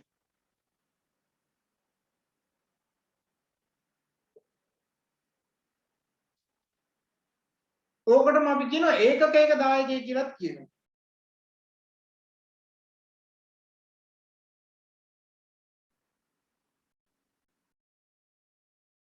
හරි මේක හොඳට බලා ගන්නකො. මම මේක විස්තර කරන්න යන්න. දැන් මේ දායකත්වය කියලා කියන්නේ යම් කිසි භාණ්ඩයක අපේක්ෂිත විකුණුම් මිල තියෙනවනේ. අපේක්ෂිත විකුණුම් මිල. හරිද? මෙන්න මේ අපේක්ෂිත විකුණුම් මිලෙන් අඩු කරන්න කියලා කියනවා විචල්්‍ය පිරිවැය. දැන් මම කියනවා X කියලා භාණ්ඩයක් තියෙනවා මේක විකුණන්න බලාපොරොත්තු වෙනවා රුපියල් 18කට. මේකේ විචල්්‍ය පිරිවැය වේරියබල් කොස්ට් එක තියෙනවා රුපියල් 12ක් නම් කොහොමද කන්ට්‍රිබියුෂන් එක දායකත්වයේ කියන 6යි. එන්නේ කොහොමද? අපේක්ෂිත විකුණුම් මිල 18යි විචල්්‍ය පිරිවැය රුපියල් 12යි. එහෙනම් කීයද? රුපියල් 6යි. දැන් ඉස්සල්ලා හදමු ගානේ අපේක්ෂිත විකුණුම් මිල කීයද? අර ඇනුම සඳහා 150යි. විචල්්‍ය පිරිවැය කීයද රුපියල් 30යි 120යි එහෙනම් දායකත්වයේ කීයද 30යි ඒකේ මුළු දායකත්වය කියලා ඇහුවා නම් 30 ගුණ කිරීම 800 රුපියල් 24000යි හරි එතකොට අපිට පුළුවන් ඒකකයකට හොයාගන්න ඒ ඒකක ප්‍රමාණයෙන් ගුණ කරපුවාම අපිට පුළුවන් මුළු දායකත්වය කීයද කියලා හොයාගන්න. පැහැදිලි නේද? ලියාගන්න මෙහෙම දායකයන්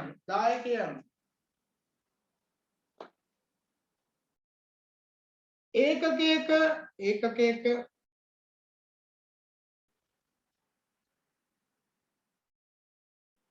අපේක්ෂිත විකුණුම් මිල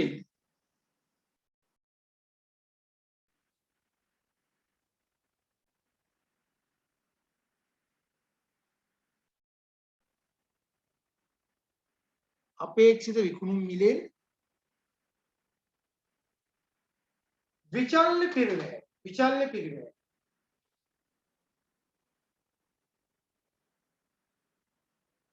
අඩු කිරීමෙන් ලැබෙන අගය වේ.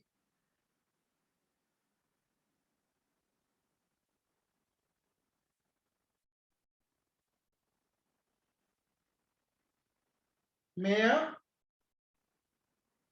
සහභාගී ලෙස මෙන්ම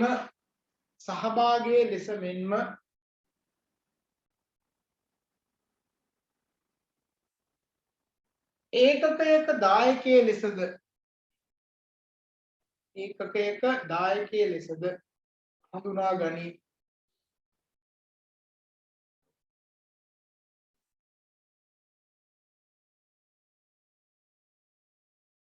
හරි සූත්‍රය ලියා ගන්න.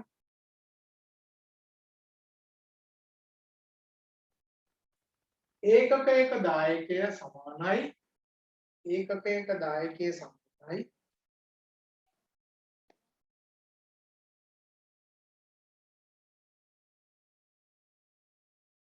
ඒකකයක විකුණුම් මිල අපේක්ෂිත විකුණුම් මිල කියලා තියෙන්නත් පුළුවන් විකුණුම් මිල කියන්නත් පුළුවන් දෙකම එකයි ඈ අපේක්ෂිත කියලා තිබුණොත් අපේක්ෂිත දාන්න ඒකකයක වුණ අපේක්ෂිත විකුණුම් මිල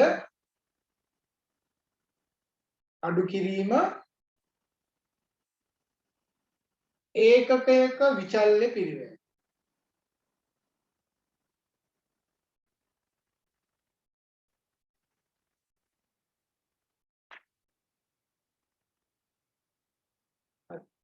ඊගා සූත්‍රය ලියන්න මුළු දායකය කොහොමද හොයන්නේ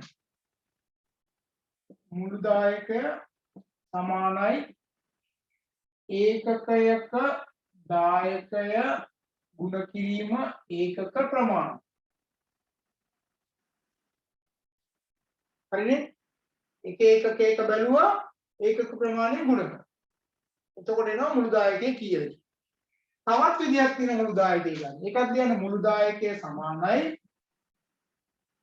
මොකක්ද? මුළු විකුණුම් වටිනාකම නේද? නැත්නම් මුළු විකුණුම් ආදායම. මුළු විකුණුම් ආදායම අඩු කිරීම මුළු විචල්්‍ය පිරිවැය. මුළු විකුණුම් ආදායම අඩු කිරීම මුළු විචල්්‍ය පිරිවැය. ඔය දෙකෙන් මොක ගන්න පුළුවන්.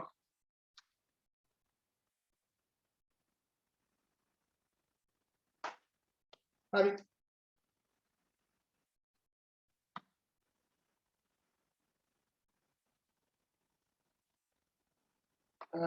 නිදසුනක් ලියා ගන්න උදාහරණයක්.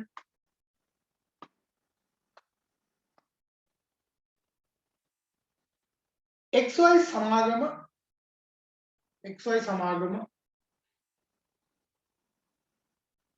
නිපදවනු ලබන භාණ්ඩය සඳහා අදාළ පිරිවැය තත්ත්වයන් පහත වේ.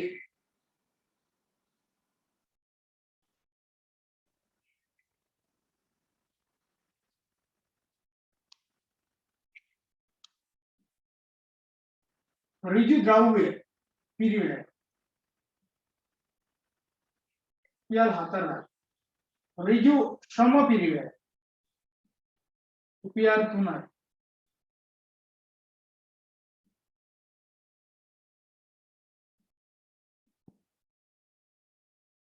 ඍජු වෙනත් පිරිවෙල රුපියල් 2යි.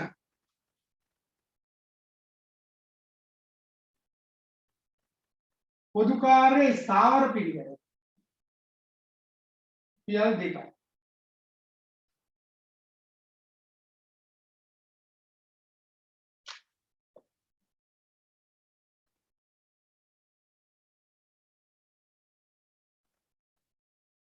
ඊළඟ ඒකකයක අපේක්ෂිත විකුණුම් මිල රුපියල් 14යි.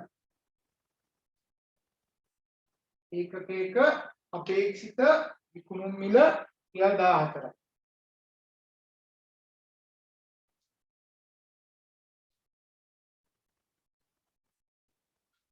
යටිලින ඒකක 500ක් අලෙවි කරේ නම් ඒකක 500ක් අලෙවි කරේ නම්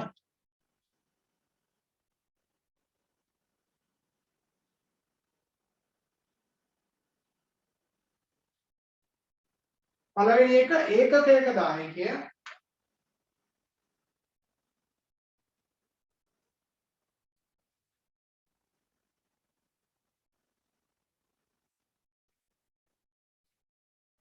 දෙක මුළු දායකය.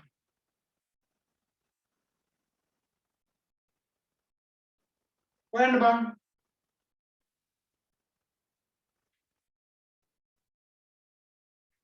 ඔය දාන්න උත්තරේ දාන්න ඕකේ. මම බලන්න.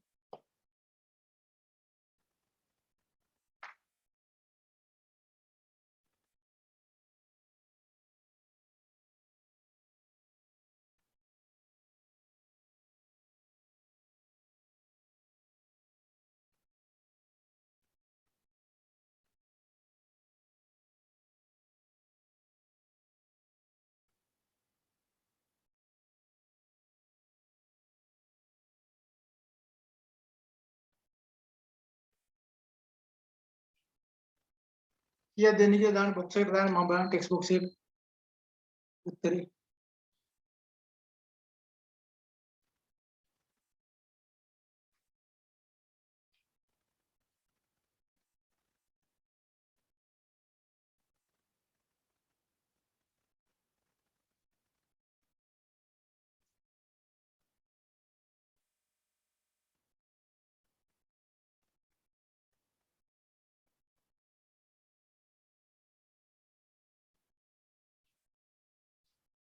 ඒකකයක දායකයෙක් කීයද?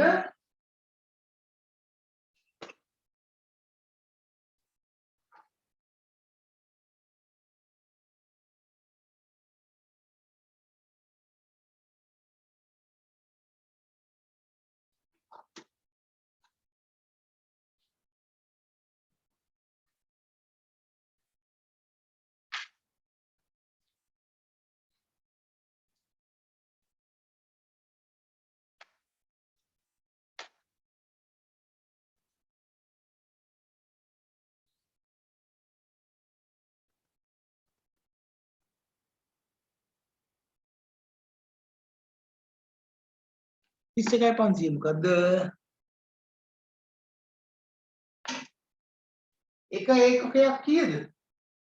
ඒකකයක දායකය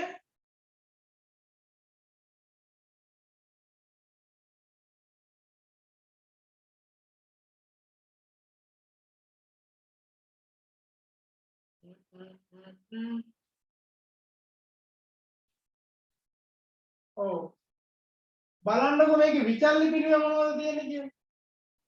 විචල්්‍ය පිරිවෙල තියෙන්නේ මේ දෙක මේ තුන විතරයි නේද? මේක පොදුකාරී ස්ථාවර පිරිවෙල කියලා පැහැදිලිවම කිව්වා. එහෙනම් ඒක ගන්නවද අපි මෙතනදී? ඒක ගන්නෙ නෑ. එතකොට එහෙනම් ඍජු කියලා කියන අපි කලිමුත් කියලා තියෙනවා. ඍජු කියන්නේ වෙනස් වෙනවා නේද? ඍජුවම ඒකකයත් එක්ක වෙනස් වෙනවා. එහෙනම් තියෙන්නේ කීයද? 4යි 3යි 7යි 7යි 2යි 9යි. එහෙනම් අපේක්ෂිත විකුණුම් මිල 14යි විචල්්‍ය පිරිවෙල තියෙන්නේ 9යි. දැන් ඔයාලට මම ඒක නොකිය දුන්නා ඔය විදිහට. ඔයාලට අක් ගාලා සමහර අය 11ම ගත්තා. එහෙනම් ඇත්තටම කීයද? 5යි. ඒකකයක දායකය 5යි. එතකොට ඒකකයක දායකය 5යි නම් මුළු දායකය කීයද? විකුණුවේ ඒකක කීයක්ද? 500ක් නේද? එතකොට 5 පහ කීයද? 2500යි. මම හරිනේ. දැන් මේකේ මුළු ආදායමත් එක්ක ගියා නම් කොහොමද ගන්නෙ? මුළු ආදායමත් එක්ක ගියා නම් 14 ගුණ කිරීම 500. මේ 14 500 නේ ගුණ වෙන්න ඕනේ. එතකොට 7000. මුළු විචල්්‍ය පිරිවේ 9 ගානේ 500. 4500. එහෙනම් එතනින් එන උත්තරේ කියන්න 2500. දැන් කලබල වෙන්න කිව්වොත් මොකද වෙන්නේ? එහෙනම් සමහරවිට අපි කලින් ඉගෙන ගත්ත ඒවා නොදන්නා දෙනවා. හරි? දැන් මුළු දායකයේ මුළු ආදායම නෙවෙයි මං යුවේ. මුළු දායකයේ යුවේ. ඒතර මුළු දායකයේ නම් මුළු විකුණුම් ආදායම අඩු කරනවා මුළු විචල්්‍ය පිරිවේ. ඒතර මුළු විචල්්‍ය පිරිවයි කියලා කියන්නේ ඒකකයක විචල්්‍ය පිරිවේ 9යි 9 ගුණ කිරීම 500 කියන්නේ 4500යි. එහෙනම් කීයද? 2500. පැහැදිලි නේද? එතකොට අපිට ගණන් වල විචල්්‍ය පිරිවැය කියන එක දෙන්න පුළුවන්, ඍජු කියලා දෙන්නත් පුළුවන්, විචල්්‍ය පිරිවැය කියලා කෙලින්ම දෙන්නත් පුළුවන්, ස්ථාවර පිරිවැය කියලා වෙනත් විදිහකට දෙන්න පුළුවන්. දැන් මේකේ මම දුන්නේ එහෙමයි. දැන් ඔයාලට මම දුන්නා නම් මේකේ විචල්්‍ය පිරිවැය 9යි ස්ථාවර පිරිවැය 2යි කියලා දුන්නා නම් සමහරලාට ඔයා කෙලින්ම විචල්්‍ය පිරිවැය 9යි කියලා දායි. ඉතින් එහෙම දුන්නා නම් වැඩක් නැහැ නේ ගාන. නේ? ඒතකොට ඒක කෙලින්ම දීලා. ඒ නිසා ඍජු ද්‍රව්‍ය ඍජු ශ්‍රමය ඍජු වෙනත් කියලා කියන්නේ අනිවාර්යයෙන්ම විචල්්‍ය පිරිවැය ඒකකයක් එක්ක වෙනස් වෙන ඒවා. සමහර තැන් වල දෙනවා විකිණීමේ විචල්්‍ය පිරිවැය, බෙදා හැරීමේ විචල්්‍ය පිරිවැය කියලා අන්න එහෙමත් ගණන් වල දෙනවා. අපි මේ මට්ටමටම ඉන්නේ මේ මට්ටම මතක තියාගන්න. පැහැදිලි නේද? මොකද ගානක් දෙනකොට මෙන්න මේ විදිහට කඩලා දෙනවා. රයිට්? මේ ස්ථාවර පිරිවැය ගැන අපි ඉස්සරහට කතා කරමු කියන හින්දා මම ඕක ඔතෙන්ද ඇතුළත් කරලම දුන්නේ. හරි. එතකොට උත්තර දෙකයි දීලා තිබුණේ, දෙන්නයි දීලා තිබුණේ. ඒකෙත් යම් අඩුවක් තිබ්බා. හරි. ලියා ගන්න ඊගාව අනුපාතය දායක විකුණුම් අනුපාතය. contribution to sale. contribution to sale. දායක විකුණුම් අනුපාතය.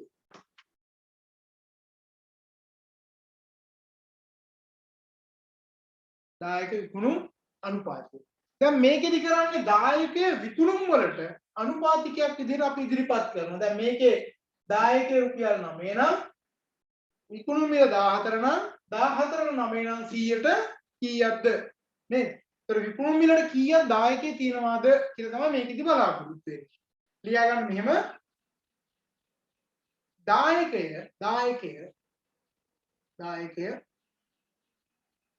විකුණුම් වලට අනුපාතිකව ඉදිරිපත් කරයි.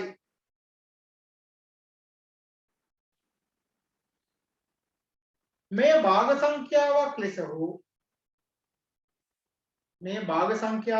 හෝ ප්‍රතිශතයක් ලෙස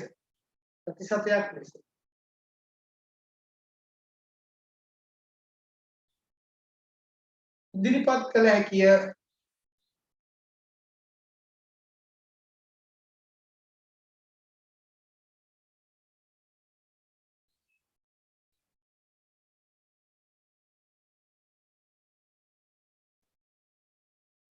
ලියාගන්න මේ සූත්‍රයේ දායක විකුණුම් අනුපාතය සමානයි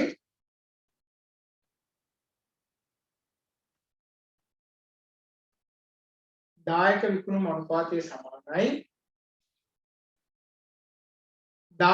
බෙදීම විකුණුම.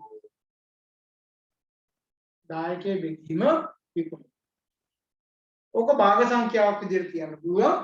ඊගාට කියන්න දායක විකුණුම් අනුපාතය සමානයි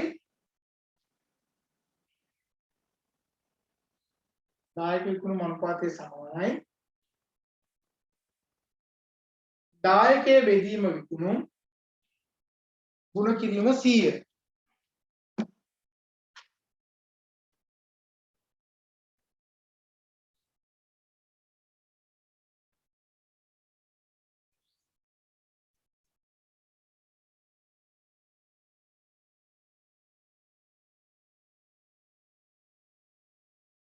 හරි.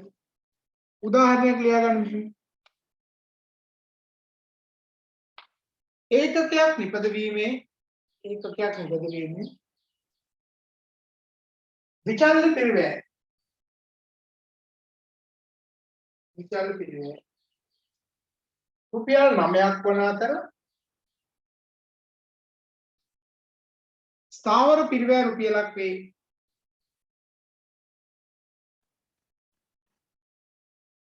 ස්ථාවර පිරිවැය රුපියලක් වේ.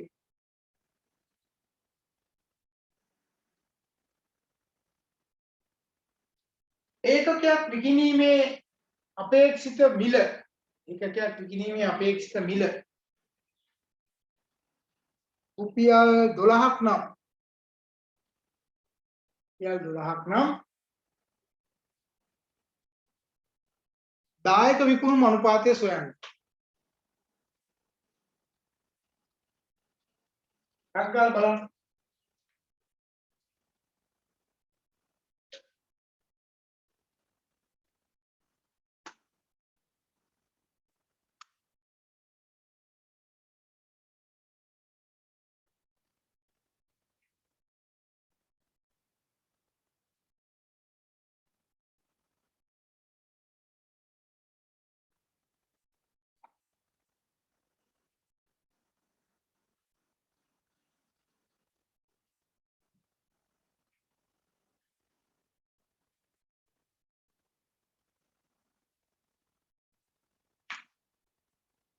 කීය දෙන්නේ?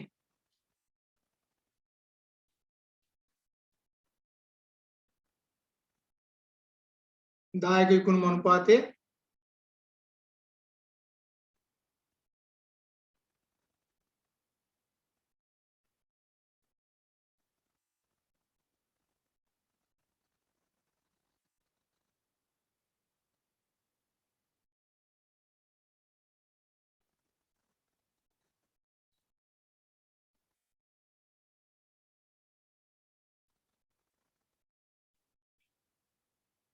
සියලු 25යි නේද?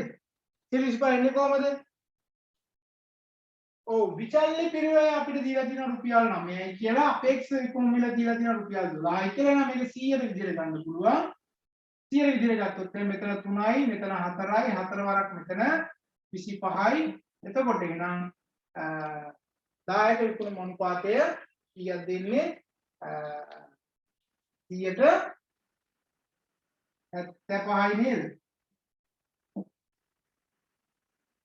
ඇයි දායකයේ 9යි විකුණුම් 12යි මේක 100ෙන් ගුණ කරපුවාම කීයක් දෙන්නේ? 175ක් එනවා. හරිනේ? විචල්්‍යම දාන්නේ දායකයෙ ගන්න නැද්ද? විචල්්‍ය පිරිවැයම දාන්නේ. ඔව් විචල්්‍ය පිරිවැය දැන් අපිට තියෙනවා විචල්්‍ය පිරිවැය 9ක් තියෙනවනේ. විචල්්‍ය පිරිවැය 9යිනේ. එතකොට සෝරි.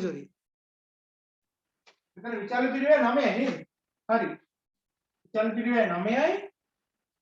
දායකයෙ කිය 3යි නේද? විචල්්‍ය පිරිවැය අපේක්ෂිත විකුණුම් මිල 12යි. විචල්්‍ය පිරිවැය 9යි. එතකොට දායකයෙ 3යි. හරි. එතකොට දායකයෙ 3යි. අපේක්ෂිත විකුණුම් මිල කියලා 12යි 100ට. එතකොට මේක 4යි 4යි කියන්නේ 25යි. හරි. 25යි. 125යි. හරි. එතකොට එහෙනම් දායකය හොයා ගන්නවා. දායකය හොයාගන්නේ විකුණුම් මිලෙන්. විචල්්‍ය පිරිවැය අඩු කරපුවම 3ක් කියලා එනවා. 12ට 3ක් නම්. දැන් මම ඕකම දෙනවා වෙන විදිහකට. හරිද? ඕකම දෙනවා වෙන විදිහකට. ලියා ගන්න මෙහෙම.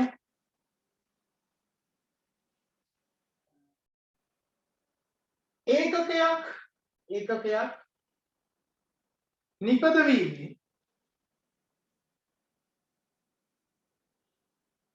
දී දැරීමට සිදුවන විචල්්‍ය පිරිවැය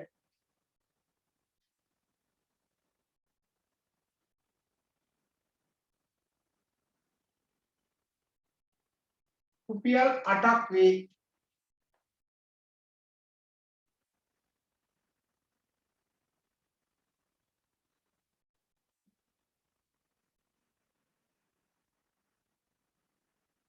රුපියල් 8ක් වේ.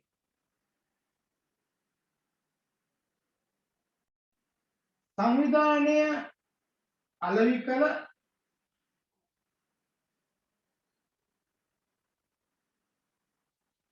ඒකක 1000ක් සඳහා ලද ආදායම 12000ක් වේ.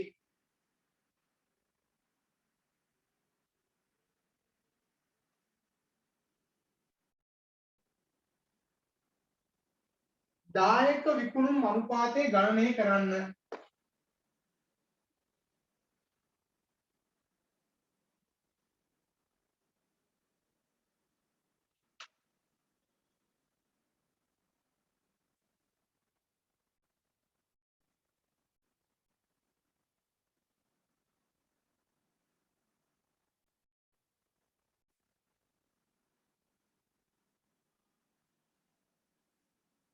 කීය දෙන්නේ බලන්න.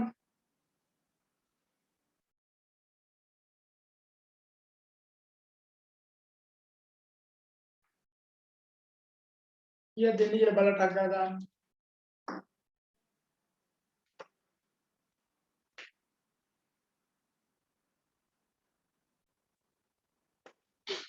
සුට්ටක් හිතන්න ඕනේ දැන්.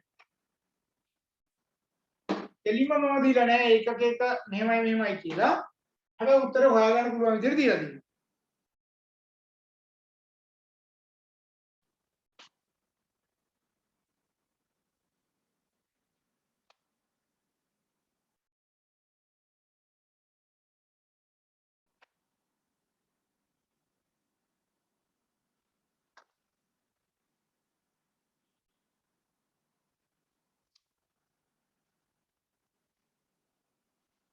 දැන් පොඩ්ඩක් හිතනවා නේද?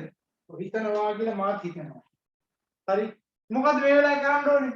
මේ වෙලාවේ දීලා තියෙනවා ඒකක එක විචල්්‍ය පිරිමේ 8යි කියලා දීලා තියෙනවා. ඒකක 10000ක් පිටක කියලා තියෙනවා. එහෙනම් හරි උත්තරයක් හම්බෙලා දින ඒක හරි 153 උත්තරේ හරි. එතකොට මේ බලන්න රුපියල් 8 ගානේ 1000ක් නේ මෙයා වික්ක කියන්නේ. එහෙනම් විචල්්‍ය පිරිමේ කීයද? 8000යි. හරිද? එහෙනම් මුළු ආදායම කීයද? මුළු ආදායම කියලා තියෙනවා 12000ක් කියලා. එහෙනම් දැන් අපිට හොයාගන්න පුළුවන් මොකද්ද? මුළු දායකය. මුළු දායකය හොයන්න පුළුවන්. මුළු ආදායම අපිට දීලා තියෙනවා. මේකෙන් අඩු කරනවා මුළු විචල්්‍ය පිරිවෙන. හරිද? එතකොට මුළු ආදායම 12000 නම් එතකොට මුළු විචල්්‍ය පිරිවේ 8000යි කියලා අපි දැන් හොයාගත්තා. 8 ගානේ නම් 18. එහෙනම් මුළු දායකයේ කීයද? 4000යි. දැන් මුළු දායකයේ 4000යි නම් අපිට මේක හොයන්න පුළුවන් සූත්‍රය කොහොමත් එකයි.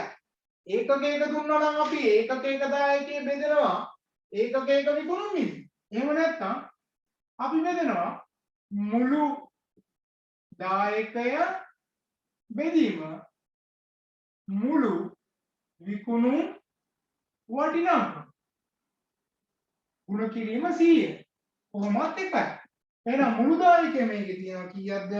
4000ක්. ඒතර මුළු විකුණුම් වටිනාකම අපිට දීලා තියෙනවා 12000ක්.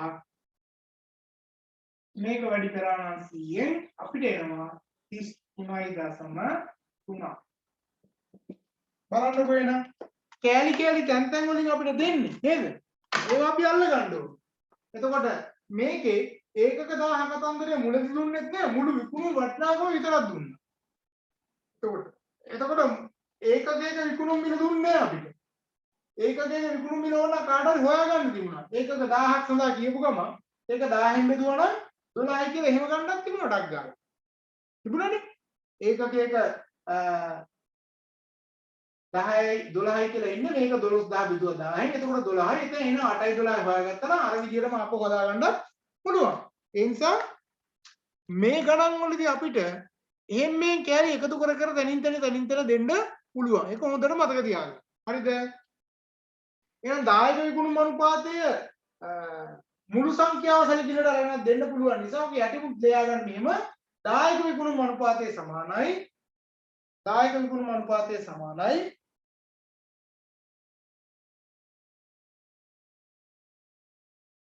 මුළු දායකයේ බෙදීම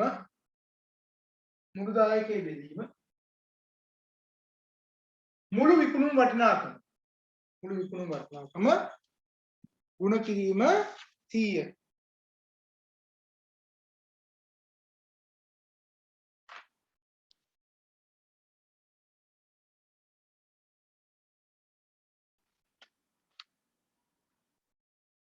හරි.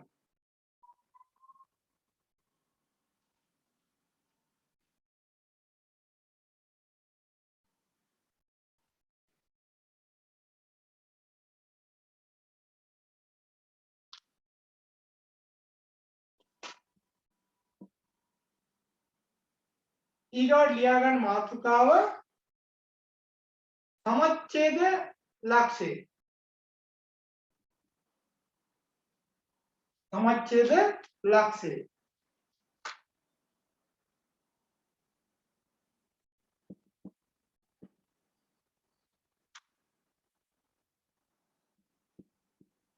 මේක BEP විග්‍රහය කියලා කියනවා. ඒ කියන්නේ break even point. break even point.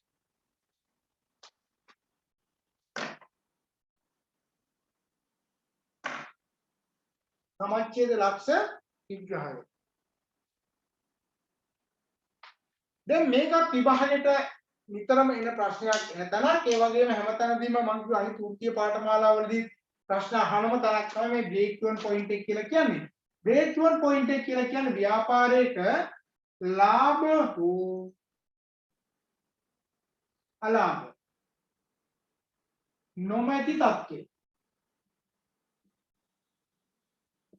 පැහැදිලිද? ව්‍යාපාරේ ලාභත් නැහැ අලාභත් නැහැ. එහෙනම් බිඳුවයි. එහෙනම් හිතන්නකෝ මගේ ව්‍යාපාරයේ මගේ මුළු වියදම රුපියල් 10000. එහෙනම් අනිත් පැත්තේ මගේ මුළු ආදායම කීයද? රුපියල් 10000. එහෙනම් මේක අපිට කියන්න පුළුවන් මුළු වියදම මුළු ආදායමට සමාන වෙන තත්ත්වයක් තමයි break even point එක කියලා කියන්නේ. ඒ කියන්නේ ව්‍යාපාරේ ලාභත් නැහැ අලාභත් නැහැ නේද? එතකොට ලාභදායීත්වයේ වැඩි වෙනවද අඩු වෙනවද කියලා දැනගන්න හම්බ වෙන පොයින්ට් එක තමයි මෙන්න මේක කියලා කියන්නේ. එතකොට ව්‍යාපාරය පටන් ගත්ත ගමන් එකපාරටම මෙතෙන්ට එන්නේ නැහැ. ඒතකොට ව්‍යාපාරය හිතන්නකෝ ලාභ සීමාව උඩින් තියනවා නම් මේක ලාභ සීමාව නම් ව්‍යාපාරය පටන් ගන්නකොට මෙන්න මේ හරිය අපි ඉන්නේ. ඒ කියන්නේ මේ හරිය අලාභ. මෙතනින් උඩ ලාභ. හරිද? එහෙනම් අලාභ ඉඳන් තමයි මේව ටික අලාභය අඩු වෙලා යම් තැනකට එන්නේ. එතකොට මෙන්න මෙතනට එනකොට මෙන්න අපි හිතුවොත් මෙතනට එන ඒකක ප්‍රමාණය නම් මෙතන ඒකක ප්‍රමාණය 1000 නම් ඔන්න 1000. දැන් 1000ට වඩා වැඩි වෙනකොට තමයි ව්‍යාපාරයේ ලාභ ලබන්න පටන් ගන්නේ. අලුත්. හරිද? එහෙනම් මෙන්න මේක වැදගත් වෙනවා. මේ තීරණ ගැනීම සඳහා ව්‍යාපාර ආයතනයේ. ලාභත් නැති අලාභත් නැති තත්ත්වයක්. ඒතර ව්‍යාපාරයක ලාභ අලාභ නොමැති තත්ත්වය විග්‍රහ කරන්න පුළුවන් අවස්ථා කීපයක් තියෙනවා. එකක් ඔය මුළු ආදායම මුළු වියදමට සමාන වන තත්ත්වය නේද? ඊට පස්සේ මුළු ස්ථාවර පිරිවැය සැලකිල්ලට අරගෙන අපිට ඕක හදා ගන්න පුළුවන් ක්‍රමයකුත් තියෙනවා. ඒතර ස්ථාවර පිරිවැය මුළු ආදායම මුළු වියදම එතකොට මුළු දායකය මේ සියල්ලක්ම සැලකිල්ලට අරගෙන මෙන්න මේ සමච්ඡේද ලක්ෂය හඳුනා ගැනීමේ හැකියාව අපිට තියෙනවා. ලියා ගන්න මෙහෙම ව්‍යාපාර ආයතනයක ලාභය හෝ අලාභයක් නොමැති තත්ත්වයේ ලාභ හෝ අලාභයක් නොමැති තත්ත්වයේ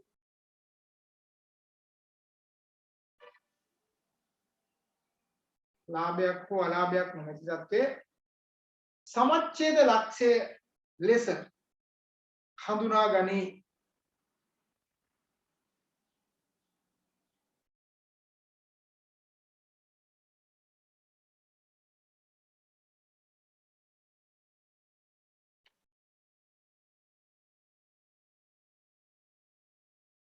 සමච්ඡේද ලක්ෂයේදී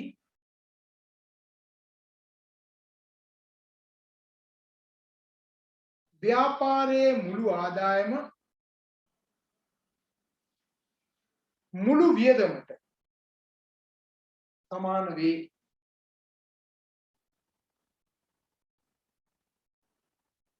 එබැවින්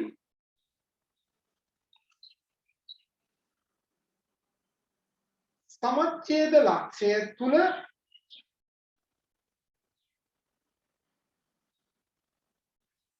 පහත තත්වයන් හඳුනාගත හැක.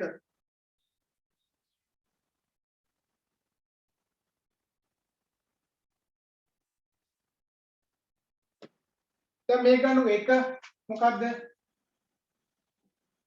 මුළු ආදායම සමානයි මුළු වියදම. හරිනේ. මුළු ආදායම සමානයි මුළු වියදම.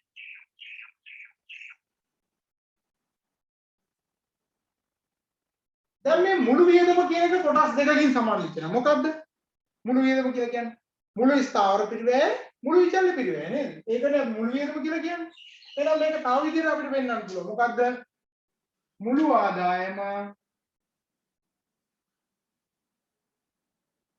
සමානයි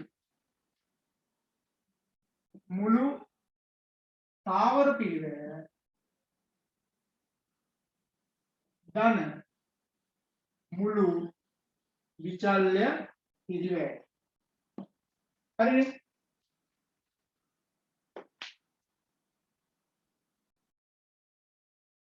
නේද? මුළු ආදායම සමානයි මුළු ස්ථාවර පිරිවැය ධන මුළු විචල්්‍ය පිරිවැය. දැන් මේක තවදුරටත් අපි හඳුනාගත්තොත් කොහොම ලියන්න පුළුවන්? මේක ඕනේ නම් මම මුළු ස්ථාවර පිරිවැය එක පැත්තක දානවා. කොහොමද? මේක අඩු කරන්න හරියට මේක වම දකුණ මේ සමාන ලකුණ එහා මෙහා ගෙනියන්න පුළුවන්. එහෙනම් මේක ලියන්න පුළුවන් තව විදියක් තමයි මුළු ස්ථාවර පිරිවැය සමානයි කොහොමද? මුළු ආදායමෙන් අඩු කරනවා මුළු විචල්්‍ය පිරිවැය. මේ සමීකරණයට මෙහෙට දාන්න පුළුවන්.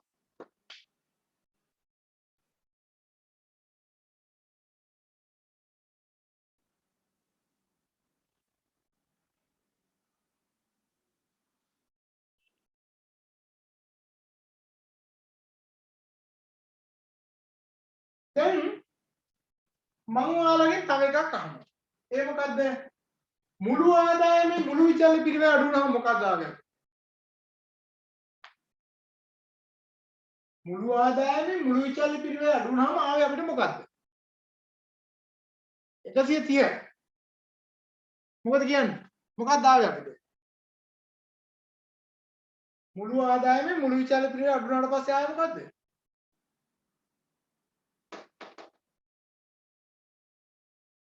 130 ඉන්නව නේද? මොකක්ද ආවේ අපිට? ඈ මොකක්ද අපි එකට කිව්වේ? දැන් මේ උදේ නම් හදාන්න ඒවා අපි මොකක්ද කිව්වේ? මුළු ආදායමයි මුළු විචල්්‍ය පිරිවැය අතර තියෙන මොකද්ද? දායකය නේද? එහෙනම් මේකට අපිට පාවිච්චි කරන්න පුළුවන් තව වචනයක්. එහෙනම් මේක ලියන්න පුළුවන් මෙහෙම. මුළු ස්ථාවර පිරිවැය සමානයි මොකද්ද? මුළු දායකය. හරිනේ? දැන් එහෙනම් මට කියන්න පුළුවන් බ්‍රේක් ඩවුන් පොයින්ට් එක කියලා කියන්නේ මුළු ස්ථාවර පිරිවැය මුළු දායකයට සමාන වෙන අවස්ථාවේදී ඒකක ප්‍රමාණය එහෙම නැත්නම් ඒකේ වටිනාකම.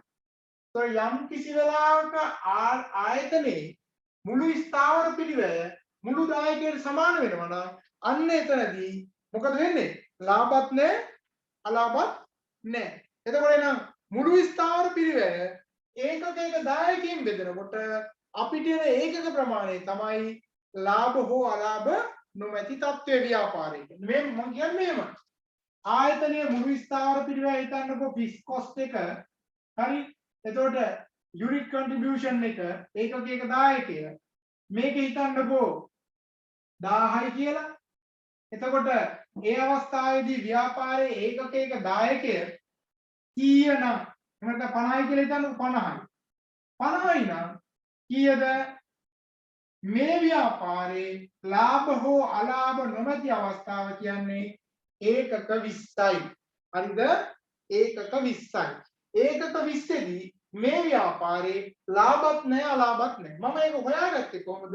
මුළු ස්ථාවර පිරිවැය ඒකකයක දායකයකින් බෙදලා. එතකොට මේකේ වටිනාකම මට හොයාගන්න ඕනේ නම් මට පුළුවන් මේ එකක වටිනාකම රුපියල් 60යි කියලා කිව්වනම් මම මේක 60ෙන් ගුණ කරලා 1200යි කියලා කියනවා. හරිද?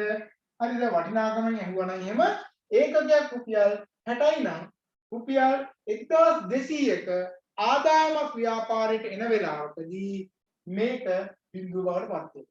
ආදායම කියලා කියන්නේ මෙතන මුළු දායකය. මුළු දායකයේ 1200ක් වෙන වෙලාවේදී මෙන්න මේ ව්‍යාපාරේ ලාභත් නැහැ, අලාභත් නැහැ. ඒතර මේක මම හොයාගන්න ආවේ කොහොමද? මේ මුළු ආදායම තිබුණා, මුළු වියදම තිබ්බා. හරිද?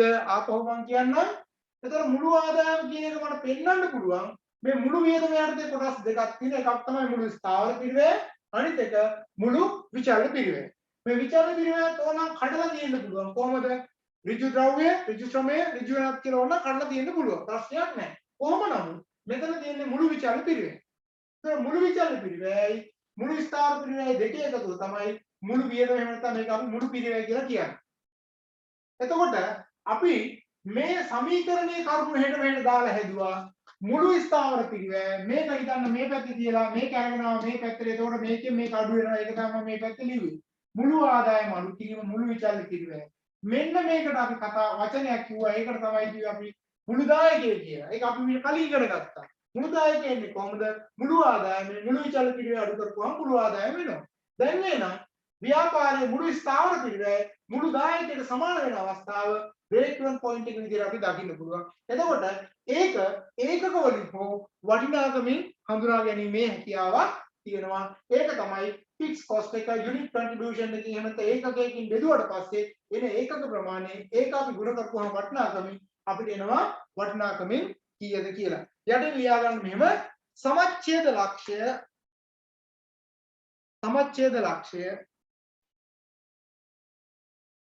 ඒකක වලින් සහ වටිනාකමින් පහත පරිදි ගණනය කළ හැක.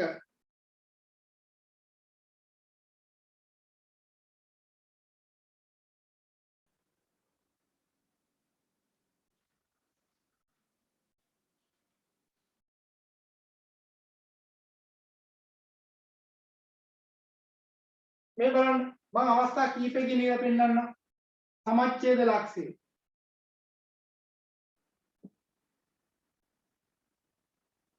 ඒකක වලින්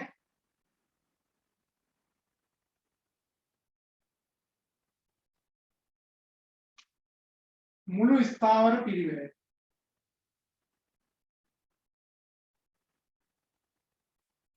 අපි කියන්නේ ෆික්ස් කොස්ට් කියලා. මේක ඕන අපිට ගන්න පුළුවන් අපේක්ෂිත විකුණුම් මිල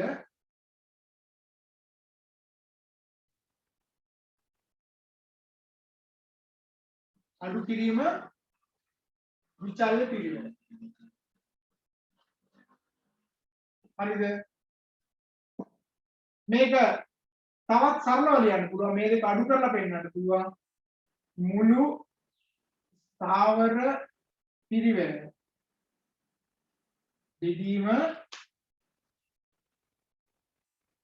ඒකකයක දායක. හරි මේකට අපි ෆික්ස් කොස්ට් කියලා කියනවා. මේකට යුනිට් කන්ට්‍රිබියුෂන් කියලා කියනවා. ඒ නිසා අපි මෙහෙම දාන්න පුළුවන්.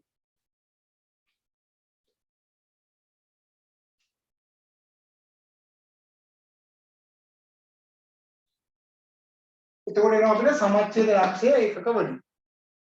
පැහැදිලි නේද?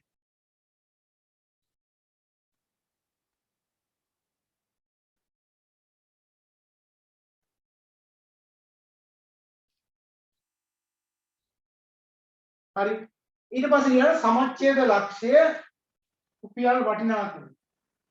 සමච්ඡේද ලක්ෂය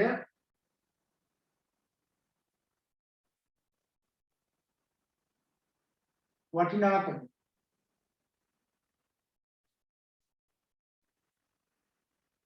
ඒකේ සූත්‍රය ලියන්නේ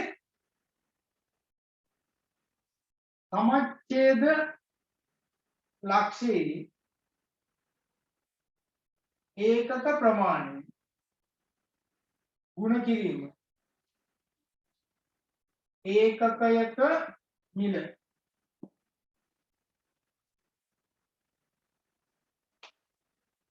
සමච්ඡේද ලක්ෂයේ ඒකක ප්‍රමාණය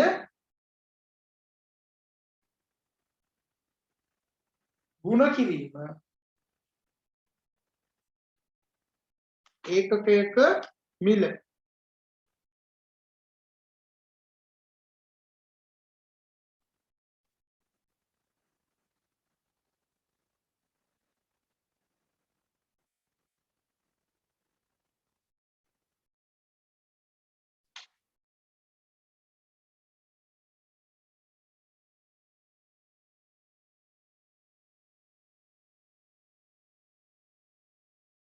හරි ලියාගන්න මේ උදාහරණය ඒකකයක විකුණුම් මිල රුපියල් 60යි ඒකකයක විකුණුම් මිල රුපියල් 60යි ඒකකයක විචල්්‍ය පිරිවැය රුපියල් 40යි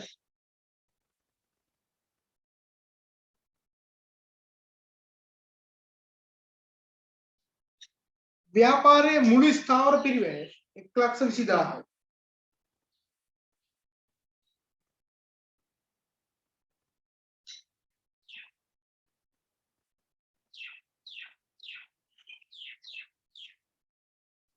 පළවෙනි එක සමච්ඡේද ලක්ෂයේ ඒකක වලින් ගණනය කරන්න.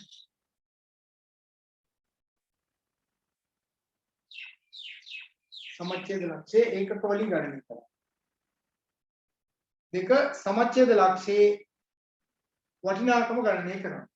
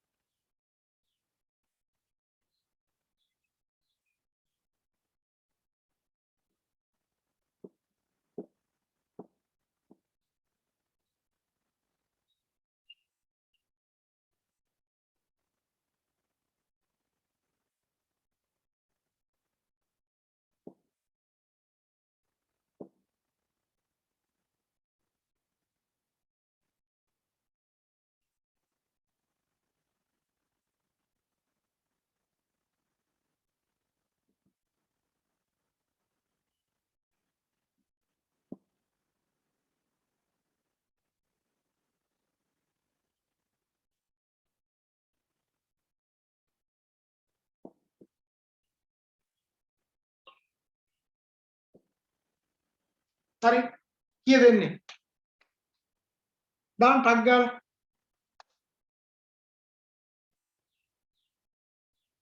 මේක පැහැදිලිවම දීලා තියෙනවා ඒකකයක අපේක්ෂිත විකුණුම් මිල කීයද 60යි ඒකකයක විචල්්‍ය පිරිවැය 40යි එහෙනම් ඔයාලට හොයාගන්න පුළුවන් පැහැදිලිවම ඒකකයක දායකයේ කීයද රුපියල් 20යි නේද රුපියල් 20යි 60න් 40ක් ගියාම 20යි එහෙනම් මේකේ මුළු ස්ථාවර පිරිවැය දීලා තියෙනවා ගන්න 1,20,000යි මේ එහෙනම් ඒකකයක දායකයේ කීයද රුපියල් 20යි 0යි 2යි 6යි එහෙනම් මේකේ ඒකක ප්‍රමාණය කීයද සමච්ඡේද ලක්ෂයේ 6000යි සමච්ඡේද ලක්ෂයේ වටිනාකම ගත්තොත් එහෙම 60000 ගුණ 6000 ගුණ කිරීම ඒකකයේ විකුණුම් මිල කීයද රුපියල් 60යි 6 වරක් 6 36යි 0.4යි වටිනාකම කීයද 3,60,000යි ඒකක ප්‍රමාණය 6000යි හරිද වටිනාකම 3,60,000යි ඒකක ප්‍රමාණය 6000යි හරි තව පොඩි ගාණක් ලියා ගන්න මෙහෙම ඒකකයක විකුණුම් මිල රුපියල් 70යි ඒකකයක විකුණුම් මිල රුපියල් 70යි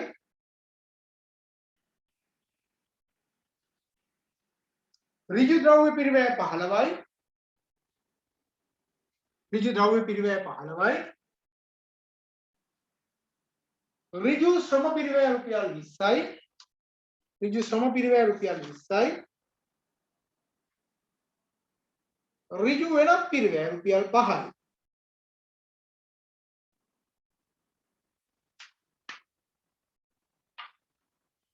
මුළු ස්ථාවර පිරිවැය 1,50,000.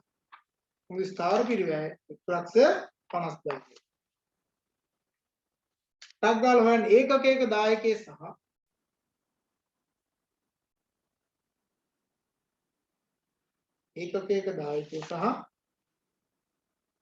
සමච්ඡේද ලක්ෂයේ ඒකක ප්‍රමාණය සමච්ඡේද ලක්ෂයේ ඒකක ප්‍රමාණය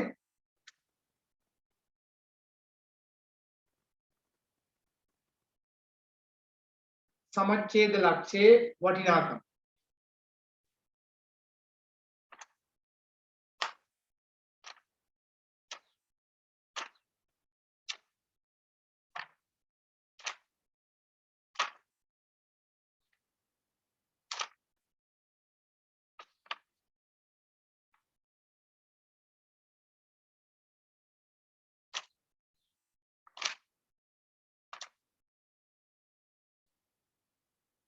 හරිද?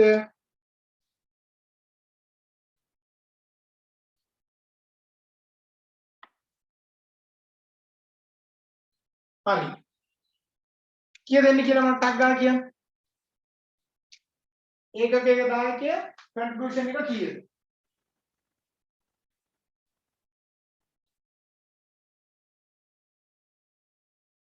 contribution එක රුපියල් කීයද කියන්නේ?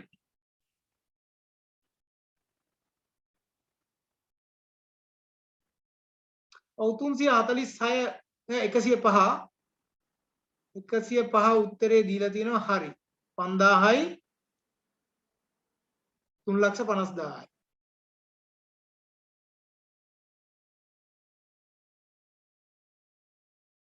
ඒ හැර වෙන උත්තරෙන්නත් විදියකුත් නැහැ නේද? ඇයි ඒ?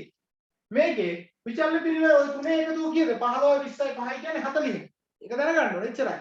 නෑ 70යි 40ක් ගියාම උත්තරේ 30යි contribution එක. එහෙනම් මෙතන ස්ථාවර පිරිවෙල කියලා තියෙන්නේ කීයද? 1,50,000යිද? 1,50,000 බෙදන්න ඕනේ කීයද? 30. බිඳුවට බිඳුව ගැහුණා මෙතන 5යි. එහෙනම් මෙතන එන්නේ ඒකක ඇත්තටම 5000යි. මේ 5000 මෙතන දැන් ගුණ කරන්න වෙන්නේ කීයෙන්ද? 70න්. 70න් ගුණ කරා කියන්නේ 3,50,000යි. හරිද? එතකොට මේ ගණන් එක්ක ඔයාලට තේරෙනවා ඔයාලගේ යම් පිබිදීමක් එනවා. හරිද? ඇත්තටම මේවා ගණන් හදන්න ඕනේ. මේවා හදලා අපි ඒවට ප්‍රැක්ටිස් වෙන්න ඕනේ. ඒ හේතුව තමයි මේවා හැමතැනින්ම අපිට පාවිච්චි වෙනවා.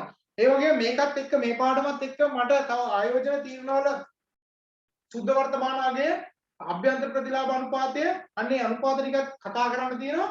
ඒ ටිකත් එක්කම ඔය කරුණු කාරණා ටික ඉවර කරගන්න පුළුවන් වෙයි. එතකොට අද දවසේ අපි මෙතනින් නතර කරන්න තමයි බලාපොරොත්තු වෙන්නේ. තව ඔකේ ආරක්ෂිත ආන්තිකය සහ ප්‍රස්ථාර අන්තිනියම අපිට ලබන සතියේ කතා කරන්න පුළුවන්.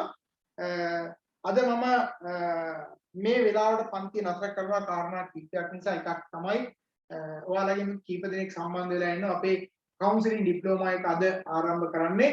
උදේ 10ට පටන් ගන්නවා. ඒකේ රෙජිස්ටර් වෙච්ච අය කීප දෙනෙක් මේකෙත් ඉන්නවනේ. ඒ සඳහා සහභාගී වෙන්න. ඒතර පළවෙනි දවස් නිසා ඒකට යම් ආරම්භයක් ලබා දෙන්න ඕන නිසා 10ට එක පටන් ගන්නවා. ඒකට ලෑස්ති වෙන්න මේකේ ඉන්න අය පොඩි විවේකයක් අරගෙන ලෑස්ති වෙන්න 10ට එක පටන් ගන්නවා. ඒතර මේ පාඨමාලාවේ විභාගය ගැන මම ඔයාලට මතක් කරා.